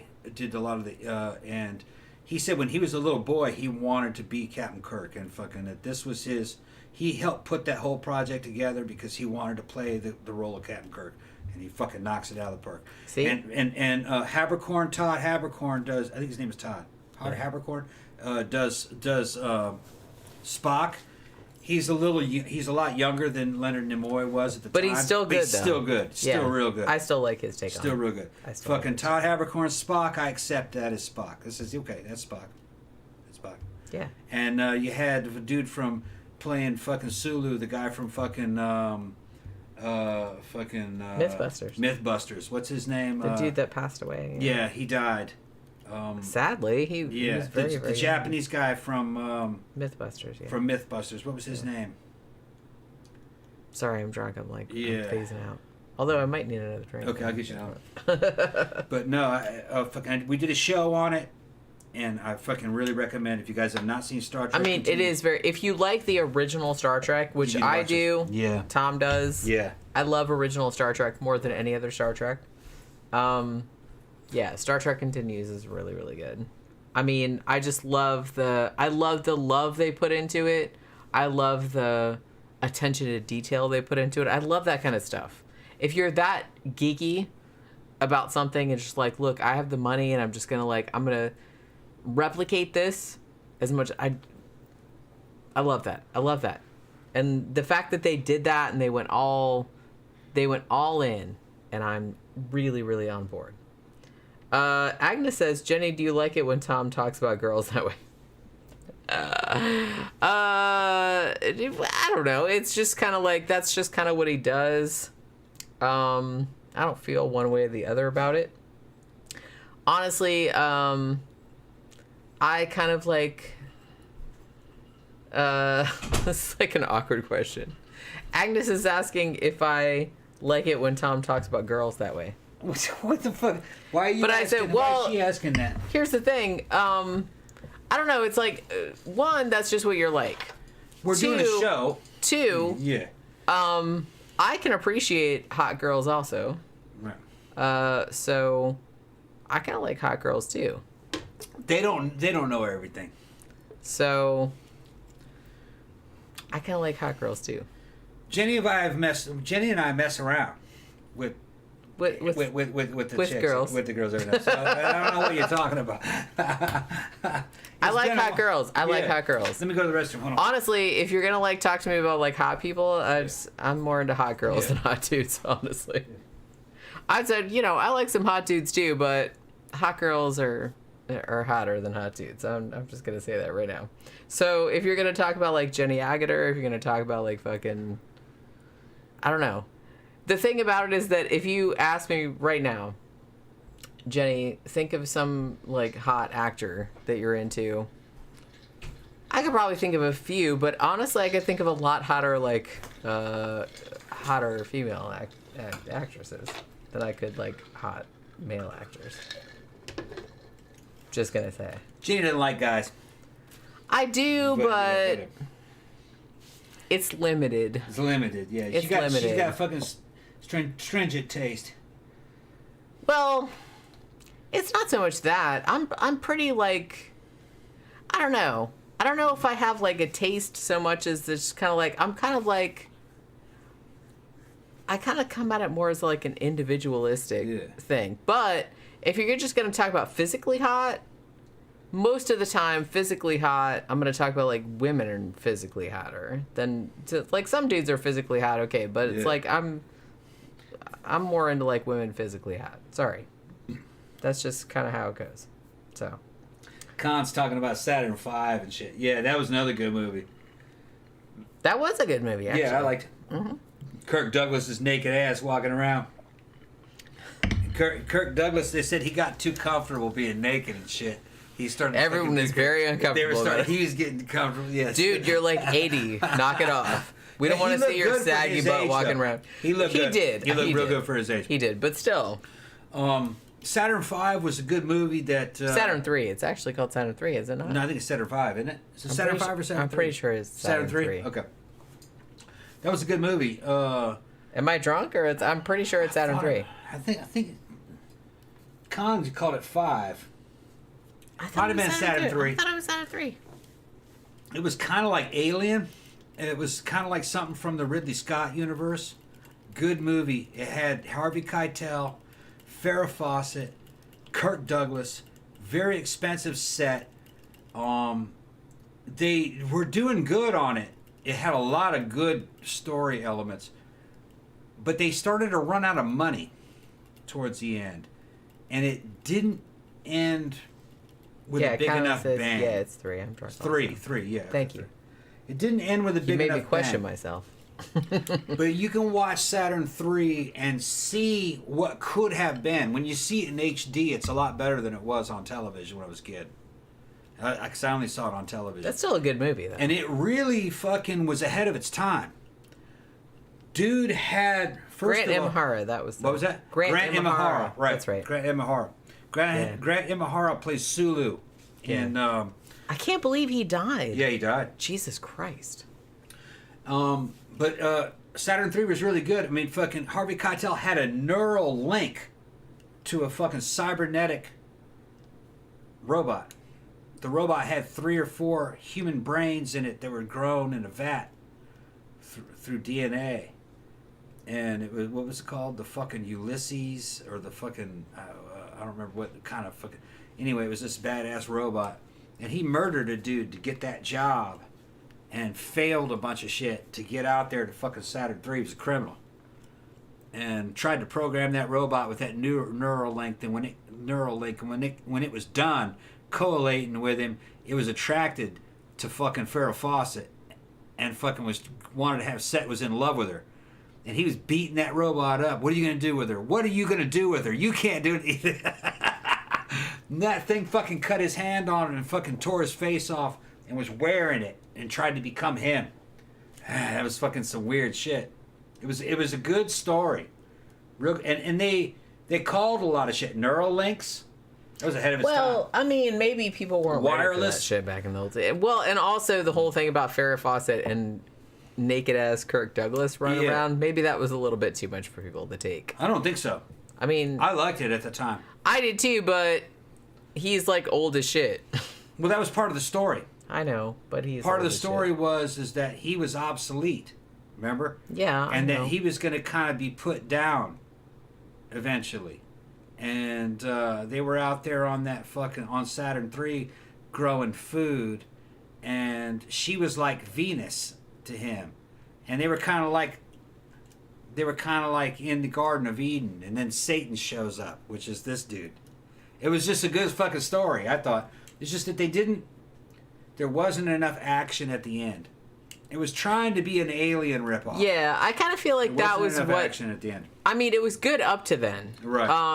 Harvey Keitel, who was very, very young in this movie, actually like was a good antagonist. Right. But I did kind of feel like that was the only downfall of the movie. That it was a little anticlimactic.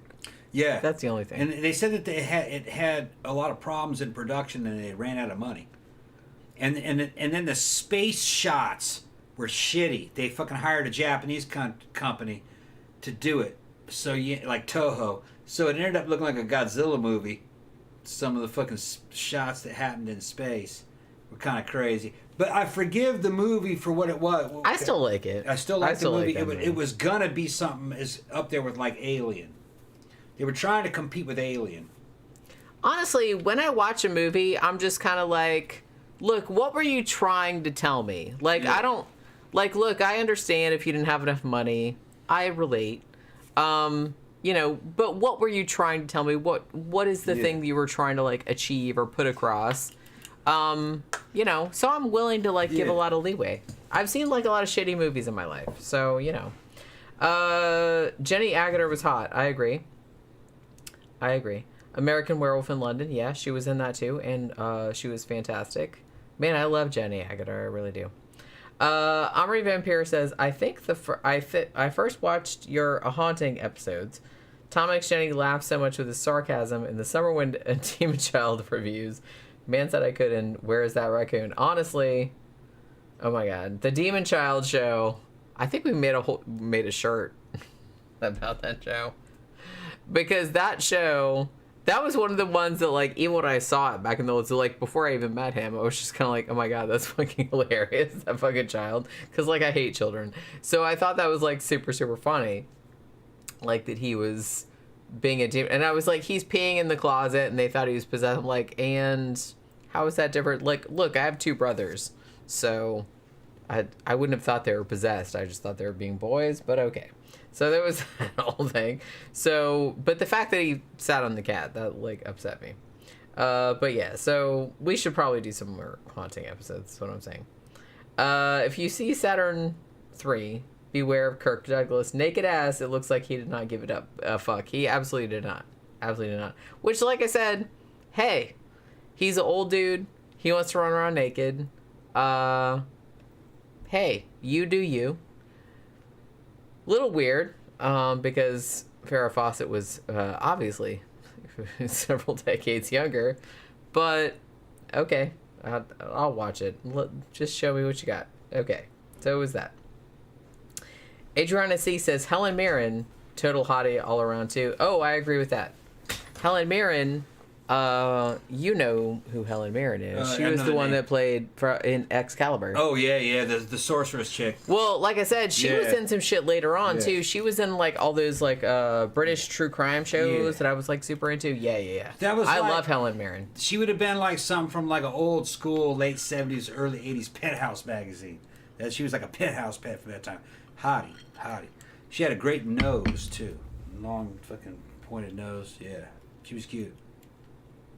Bad girl. She just came across as a bad girl. I mean, yeah. Yeah.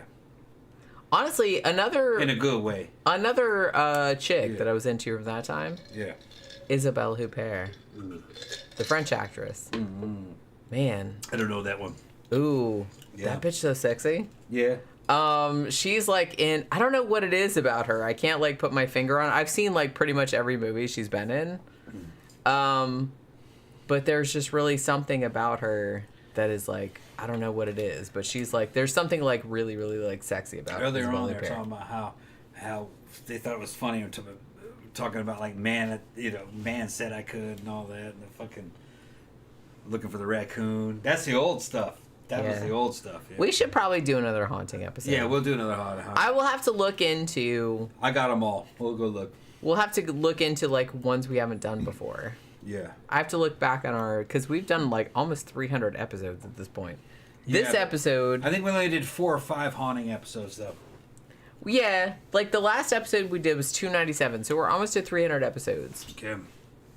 And we did several episodes about the haunt. I know we did, like, Bobby... What is that dude? Bobby Mackey's or whatever. We did that. We did Summerwind. We did Haunting in Florida. like the one that was in DeLand. We did that. Yeah, I know that guy. Yeah, because you know that guy. I know we that did that. We did the one about Mr. Gordy. Yeah. The Georgia one. Haunting in Georgia. What else did we do? I know we did more than that. Did we do the one where they had the well out in the back? I think Art Bell even had that on his show. Yes, we did that one. Okay. Well, that was the one that was the one. Shit, what's that dude's name? That was the one that actually like went to a court case because it was like a murder shit kind of. Yeah, we did a whole thing about that. Yeah, and like fucking the what you call them were what are those fucking? I don't know. Shit, I just spaced out. Okay. The demonologists. Demonologists. Okay. You know who I'm talking about? Oh, the couple. Yeah. What are their names? What are their names? What are their names?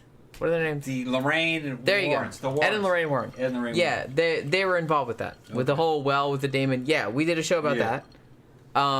Because we did a couple shows about the Warrens, I think. Right. So we Which covered get that. all kinds of hate. Well, they like them and they hate them at the same time, I guess. Those are our most watched shows. Yeah. But those are the ones that get the most amount of like people being like, you guys don't understand the power of Christ and this and that. Well, yeah. We don't get so much of that nowadays, but those bitches have never even seen anything paranormal. I have. So fuck. I'm not worried about it. It's not there's not a single religion that has a fucking monopoly on paranormal. It exists in every religion.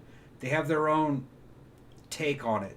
Islam calls it. Islam has ghosts, but they also have fucking a jinn, which is kind of like a poltergeist.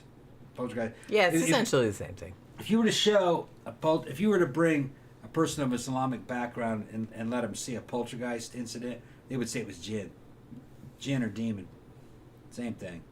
Yeah, to them, like I said, it's kind of similar. Kind of. But we thought it was kind of demon, ghosty kind of thing too. It's ghosty. Yeah, but it takes time to get through that phase. It's RSPK. Agnes says, have you ever heard of Popper the Poltergeist? Yes, I have.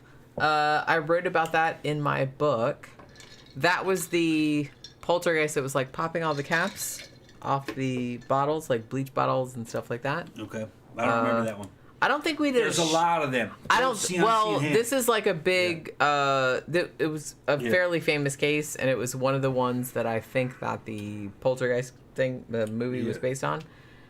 And I wrote about it in my book, but I don't think we did a show about it. I did write about it though. Right. But yeah, that was actually like a really good case, and it's from the 50s. Yeah, that's right. And Agnes said, I've had paranormal experiences. Yeah, we have as well. Tom more than me, but, you know. She's seen it. I've seen it as well. Yeah. He's seen it more than me, but. Yeah. When you see it, she's analytical, so she knew what it was, because I'd already kind of primed Yeah, it didn't scare me, because I was just kind of like, oh, you're doing this shit. Yeah. It's a weird thing. It's creepy, but it... Well, it's weird because it's like, it was creepy, but it didn't scare me. It didn't scare me. You said that time you walked through that damn bathroom, though, you felt you kind of scared. There was like a weird kind of like feeling, and I was just kind of like, ooh, it was just kind of like, ooh, like that. But it's just kind of like, I felt like that only because, it's like some untread territory, I guess. It was, but I knew it was probably you. So I didn't have the same fear of it as it would be if I thought that it was like a demon, because I don't believe like in demons or anything like that. I don't really feel like it's necessarily harmful, because I knew that it was probably you.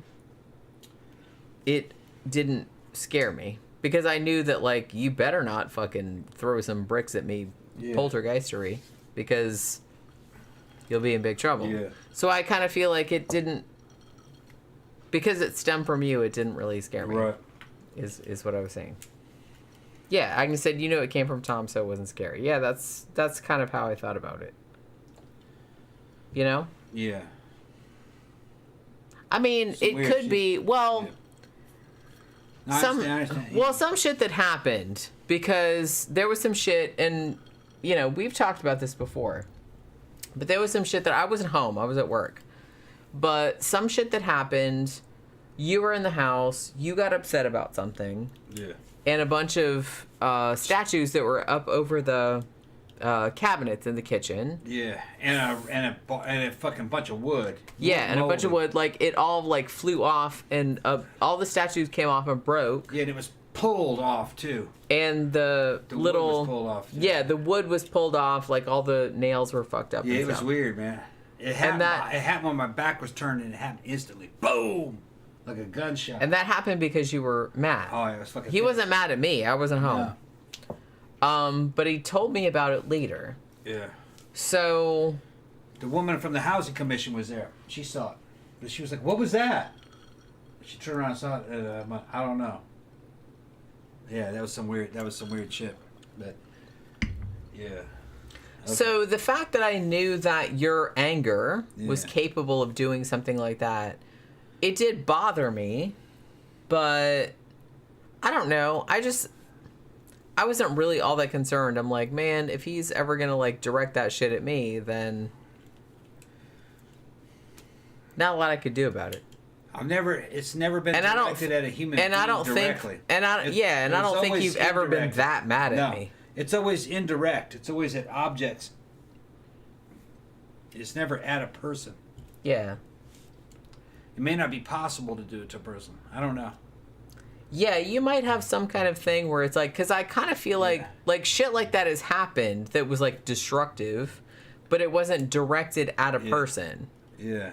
Maybe it's like a fail-safe message. That's what I mean. Like, you were mad, but it just kind of like it. Could be that you can't conflict too much with another consciousness. They would prevent it. It has to be in a zone where it's against it. Yeah, maybe that's me being like, back up. Like, Yeah, well, no, it might be that you can only do that to something that is not inanimate because it doesn't have a conscious. I don't know. Because I told you after that happened, I was like, bitch, look, if you get mad at me and like subconsciously like throw a brick at me, I'm gonna like really get really upset. No. So don't be doing that shit. It doesn't seem to work that way. Well, happily. Yeah. Happily. Yeah. Because it did occur to me. It did occur to me. But we were sitting there fucking watching television, and two friends of ours were sitting on the couch, and that TV remote fucking flew off the fucking couch, or flew off the fucking table. The tape. And hit the fucking ground and went boom. And it hit hard sound, and it didn't make that same sound when you dropped And both of them looked at me, and their eyes were big like this. Yeah, and I didn't even see it. I was kind of zoning out. I was like, yeah. I was zoning out. It was weird. Well, they kind of knew because I told them. They knew they knew about it. Right. But they'd never seen it. But they were there, and they didn't come over to see it. They just came over to watch a movie and like hang out and have dinner or whatever. So we're like sitting around the living room trying to watch a movie, and we're sitting around. We're trying to watch a movie. It was Mad Max Fury Road. I remember. Yeah, I got frustrated. We were trying to rent it, and it was like there was all kind of technical difficulties. Tom was getting frustrated. Yeah. And at some point before it came on, all of a sudden we're just sitting around like waiting for some technical things to be sorted out, and all of a sudden the remote control on the table, on the coffee table, picked up and went shoop, bam, on the floor. Did you see it? Was it one stroke or two motions? I saw. Over? I'm not sure because I wasn't saw. looking at it. Okay, I was looking over it. Yeah. Like it. Okay, I was on this table. I was on the couch right here. Yeah. Table was right in front of me, but I wasn't looking. I was looking at the TV, which was like my sight line was a little bit above that. You're right. But I did see like motion, and I was like, "What the fuck?" And then all of a sudden, I see the remote control. I didn't see it pick up off the table, but I saw it moving. Right. And then it hit the floor, and it hit the floor in a weird way. It hit the floor like wham, like And it was stuck. like, and it stuck. Yeah, I remember that part. I remember the sound. Boom. Yeah, and it made a sound like it was way heavier Like than a it was. brick. Boom. Which to me, I was just kind of like, Yeah. and like for a second, like my foot was on the coffee table. And for a second, I thought, did my foot kick that? Is like what? And then like I looked over at our friends. Yeah. Because we had, Dimitri and Jen were here. Yeah. And I looked at them like, did you just see that? Jen's eyes were the size of And their fucking eyes saucer. were like, literally like, did you see that? And I was like, did you fucking see that? Did you just fucking see that? And they're like, we fucking saw that. Yeah. And I was like, okay, I thought that was like imagine. I thought I kicked the table or something. Yeah. They're like, nah. And I kind of shook my head like, what? Well, you were like spaced out. You didn't know what was going on. And then went, oh, it moved. And I stood up and went, really? And I felt it coming over me. And I looked down at my feet. And there was a stack of coins. Yeah, that was a weird night, you guys. Yeah, at my feet there was a night. stack of coins. And the coins came from the fucking bedroom. Yeah. That was a weird night. It was a stack of quarters and pennies, wasn't it? Yeah. Yeah. And I was like, what's this doing here? Yeah, because you moved your foot, and there was like all this. I was like, And I went, oh, okay, I know what's happening. And I fucking, because that's the way it was at fucking Math Mountain. So I know what's happening. And then Dimitri was like, Tom, do it again. Do it again. Yeah, Dimitri was like, Tom, do it again. Do it again. Do it again. He says. Yeah, and it was starting to kind of fucking come down. Yeah, it was like you could feel it. Like no. You could feel it. Yeah, it was like a whole weird, like pressure. everyone's hair was standing up. Yeah. It was like a whole thing. Yeah, he was telling me to do it again. Do it again. And I was like going, no. I could feel like evil and I could feel fear and evil welling up, and I didn't want to go down that path. Well, and honestly, like, I was just kind of like, yeah, probably. But, I mean, I told you, like, because it was the living room, and I was like, well, I have to go pee or whatever. And, like, I went into the bedroom, because we had the bathroom in the bedroom. And I was like, well, I have to go to the bathroom. And at that point, I was just kind of like, oh, it's, like, super creepy. Yeah. Then I kind of felt like it was, like, super creepy. Yeah. But prior to that, because I feel like it's you. Yeah. It's not an unknown force. Yeah. So, to me, it wasn't, like, scary. It was, like, it was kind of exciting. It was kind of scary, but, like, not... I didn't think anything bad was going to happen to me. I didn't think I was going to die or anything. So, it was just kind of, like... I kind of got, like, Dimitri's thing, like, do it again. Like, I kind of got You wanted to see it happen again. Yeah. Yeah. Well, he had heard about it. You're right. And he was seeing it. So he was just kind of like, holy shit. Holy shit. You weren't, like, making it up. Yeah. And so the fact that he saw that happen, like, in front of his face. Yeah. And I saw it happen in front of my face. That fucking shit flew. Yeah. It did. And like I said, I'm a skeptic. I would not, like, fucking say that if it didn't happen. It absolutely did. That bitch picked up off the coffee table and flew off like that. When it picked up, did it come up and stop and then go over? Or was I'm not entirely sure because I only saw it because, like I said, I was looking over it, so I only saw it like in the bottom of my vision. Yeah. I kind of feel like I only saw it when it was like already in motion. That's the way it was. So I didn't really see it pick up off the table, but it was already. Yeah, flying. At Mammoth or even at the other house, whenever I saw something moving, it was already moving when you see it. Yeah, and that's already moving. Yeah, and it always looked slightly blurry for some reason. Yeah. Did it look blurry? Did it look kind of blurry? It did a little bit. Like there's trails behind it. Kind of. A little bit, yeah. You're not really focusing straight at it. Because before that time, I was playing that damn Mad Max video game probably about a week before that. And I was getting all in it and getting frustrated. And the fucking curtain on the damn sliding door fucking moved, and it was like a wind. And it went to but there was no wind in the fucking house. Yeah. But it was like a wind blew the curtain, and it went to the bookshelf. And I saw something go, and it hit the ground. And it was that plastic measuring cup. Yeah. Fell from like one shelf through all the other shelves and hit the bottom. And vibrated on its base. And I fucking hit pause and looked at it. And it was just sitting there. And I went over there and looked. And it was deep into the fucking shelf. You know what I mean? It would have had to come out and then go in. But it fell 3 shelves down. Yeah. At least. 3 or 4. It went through them. But it just looked like a fucking streak. It went straight down. It's weird, man.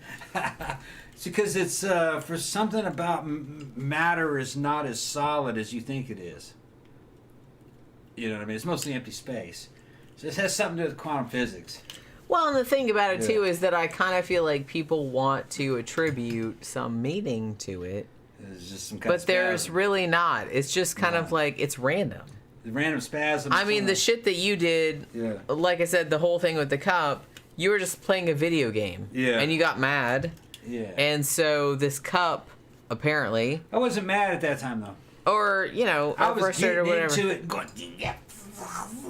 And it just, and a cup or whatever it was just like went down apparently like 2 or 3 shelves. Yeah. Without. Well, it also moved the curtains. And moved the It curtains. moved the curtains and went down. So it was some kind of wave of... But it didn't mean anything. No. That's what I'm saying. No. It didn't mean anything. No. And the whole thing about you getting angry and all of those horse statues. It's not so much anger, it's frustration. Coming out, and coming out and breaking and like all that stuff. That you didn't like, it didn't mean anything. No. It was you more, were just mad or frustrated. It's frustration. Right. It's not anger, it's frustration. Of not being able to do anything else. Yeah. And that it just like busted out in that particular fashion. Yeah. So that's, but like I said, you got to watch because that could be dangerous. You don't know how that's going to manifest. I ain't worried You gotta about it. I ain't worried about it. Well, you don't have to. I got all kinds of dangerous shit around here. I'm physically a lot more dangerous than that. You know what I mean? That does not make me feel any I'm better. far more dangerous than that, just with physicality. I'm not worried about these little fucking parlor tricks. Fucking, it is an indication of that physics isn't what we think it is. And that mind can manipulate what you would call matter. But matter doesn't mean much. There's not much to that matter. It's mostly empty space. And it has something to do with quantum physics. And what I'm talking about, well, go look at Stuart Hameroff's stuff. And fucking Stuart Hameroff and fucking, what's his name? What's that other guy? The guy with the fucking physicist that Stuart deals with. Roger Penrose. Roger Penrose. Sir Roger Penrose. Sir Roger Penrose. They know all about the shit. They know something's up with the model of physics. It's not what you think it is. Mind has something to do with it. Your ability to perceive things has something to do with reality. How you look at something fucking alters fucking how real something is. That's the best way I can describe it. Because I didn't really have, I guess because growing up with Wesley, I didn't really have a good limits when it came to what was possible and what wasn't possible. Anything was possible. From my point of view, it's all possible. And so it makes it happen. And faith is part of it. There's always been an element of faith, of fucking going, and allowing certain things to happen. Because you don't care, or it's just like, it's how it is. And to fire it up, you can't do it fucking from zero. You remember when all that shit happened, because I was thinking about it for several months. Because it had to do with writing the book. So, it's like, kind of like those Taoist priests. They say, well, to do this and that, it's going to take me a couple weeks of preparation. You know what I mean? And then I'll do it. I'll be able to do it. Got to get in the right mindset for it. So I'm going to say that kind of checks out.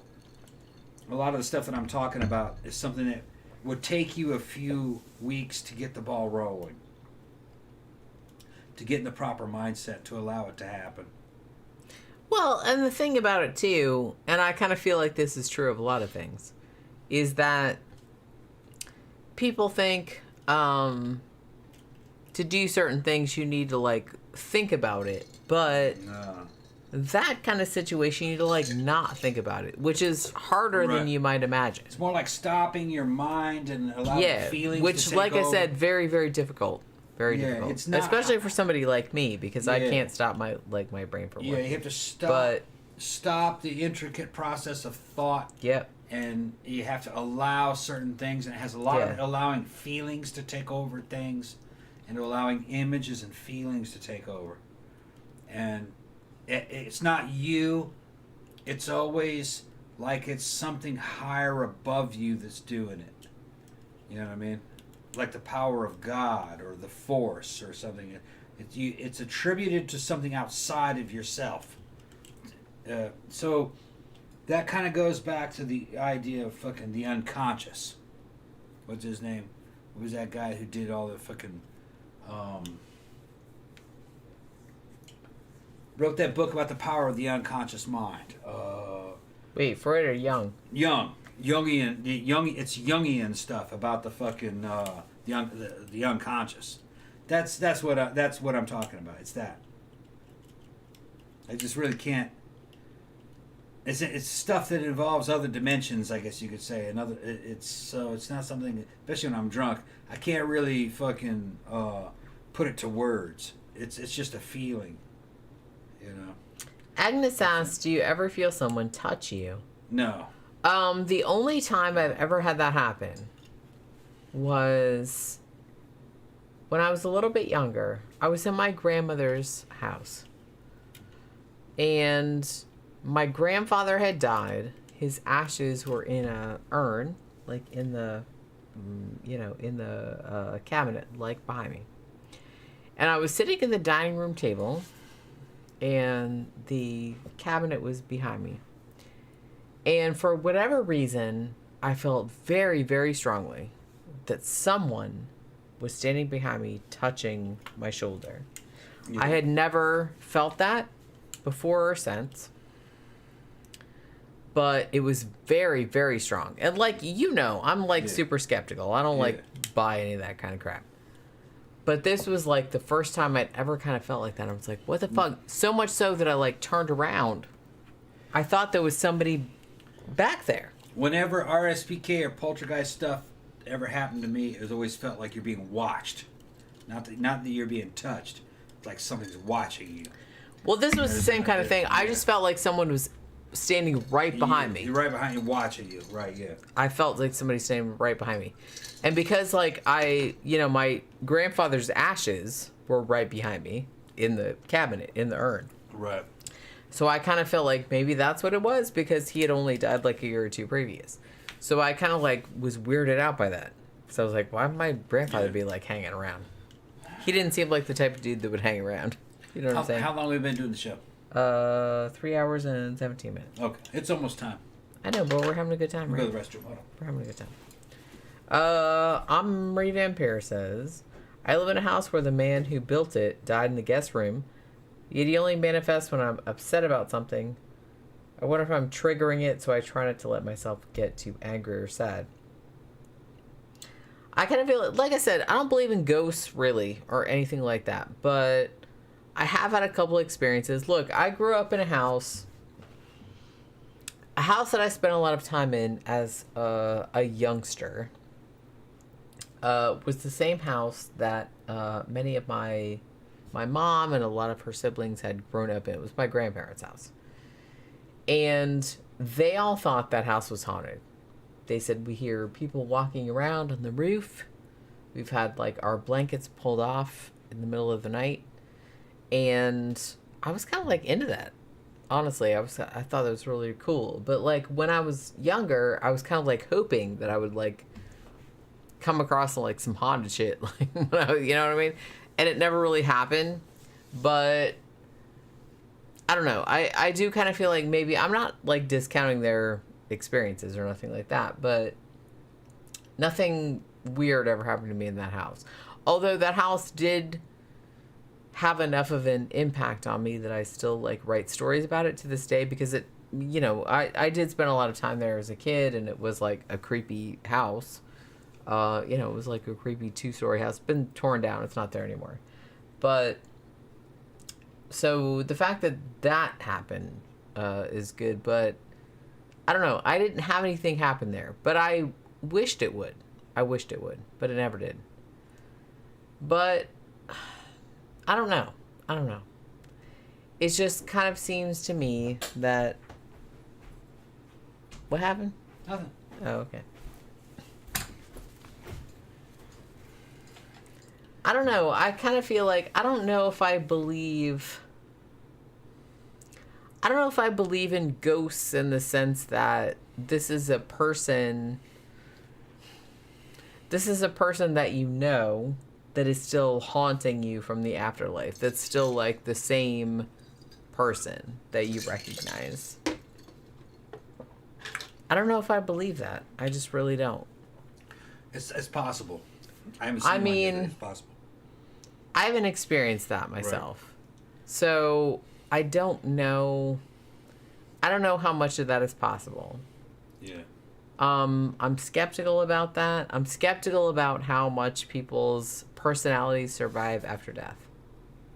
I'm very skeptical about that. Adriana says you believe in aliens. Of course. Oh yeah, there's definitely aliens. I mean, yeah, it depends on what you're talking about. Right, yeah. Are you talking about like aliens that have come here, yeah, or do they exist? Oh, I absolutely believe that they exist. Yeah. Have they come here? That's another question. There's been some fucking great sightings. There have, but I don't really know. Like, most of those probably are kind of like just shit we invented that's crazy and like people weren't. Yeah. Like, maybe people came by, like aliens came by or just checking, and they were just kind of like, hey, what's going on in there? Okay, bye. Yeah, whether or not they're biological, we don't know. Probably not. Yeah, it's just... Probably not. So, I don't know. Do I believe that people are being, like, picked up and, like, probed and stuff? Absolutely no. Or the fucking... No. Flying saucers landing and having sex with some dude in overalls. Those dudes... those people have other issues. Yeah, no. Those people have other issues. I don't believe that's true. Absolutely not. All right, Jenny. It's getting late. We gotta go ahead and shut the show down, and I'll make us something to eat. You ready to get something to eat? What you gonna make? I don't know. You don't know? I'll see. There's stuff down there. Might make some noodles or something. I don't know. Ooh, noodles. Noodles sound good? Yeah. Good. Jenny always likes noodles. Agnes says, I believe in aliens. I once saw a UFO. Yeah, it's like, honestly, I don't doubt that aliens are out there. I don't. Do they come here and, like, give people anal probes and stuff? I don't believe that. I don't believe that. Because why would they? I kind of feel like any aliens that were sufficiently advanced would not need to come here and stick some of our butts. So, anybody that has that kind of story, I kind of feel like that's their own thing. So, you know. Yeah, those ones have sex with the aliens have problems. Yeah, absolutely. I agree. Alright, so Tom has taken off. He's left his glasses here. I assume that he's going to make some food, hopefully. But yeah. So I guess that it's the end of the show. Yeah, we'll see him. We'll see him when? Oh, okay. Sunday. We'll see you guys. We're going to talk about a movie. Yeah. We don't know what movie yet. Maybe we should Dogs of War. Maybe we should. Well, we could talk about Dogs of War, or we could go see The Northman tomorrow. Okay. Maybe, if it's still playing. We'll see how we feel. Maybe. We'll see. Or maybe we could do that later. Okay. We could go. That's But yeah. So hopefully you guys had a good time. Thank you for all the super chats. Thank you for hanging out with us on this Friday evening. We will see you guys on Sunday when we talk about a movie. We will see you guys Sunday. Good night.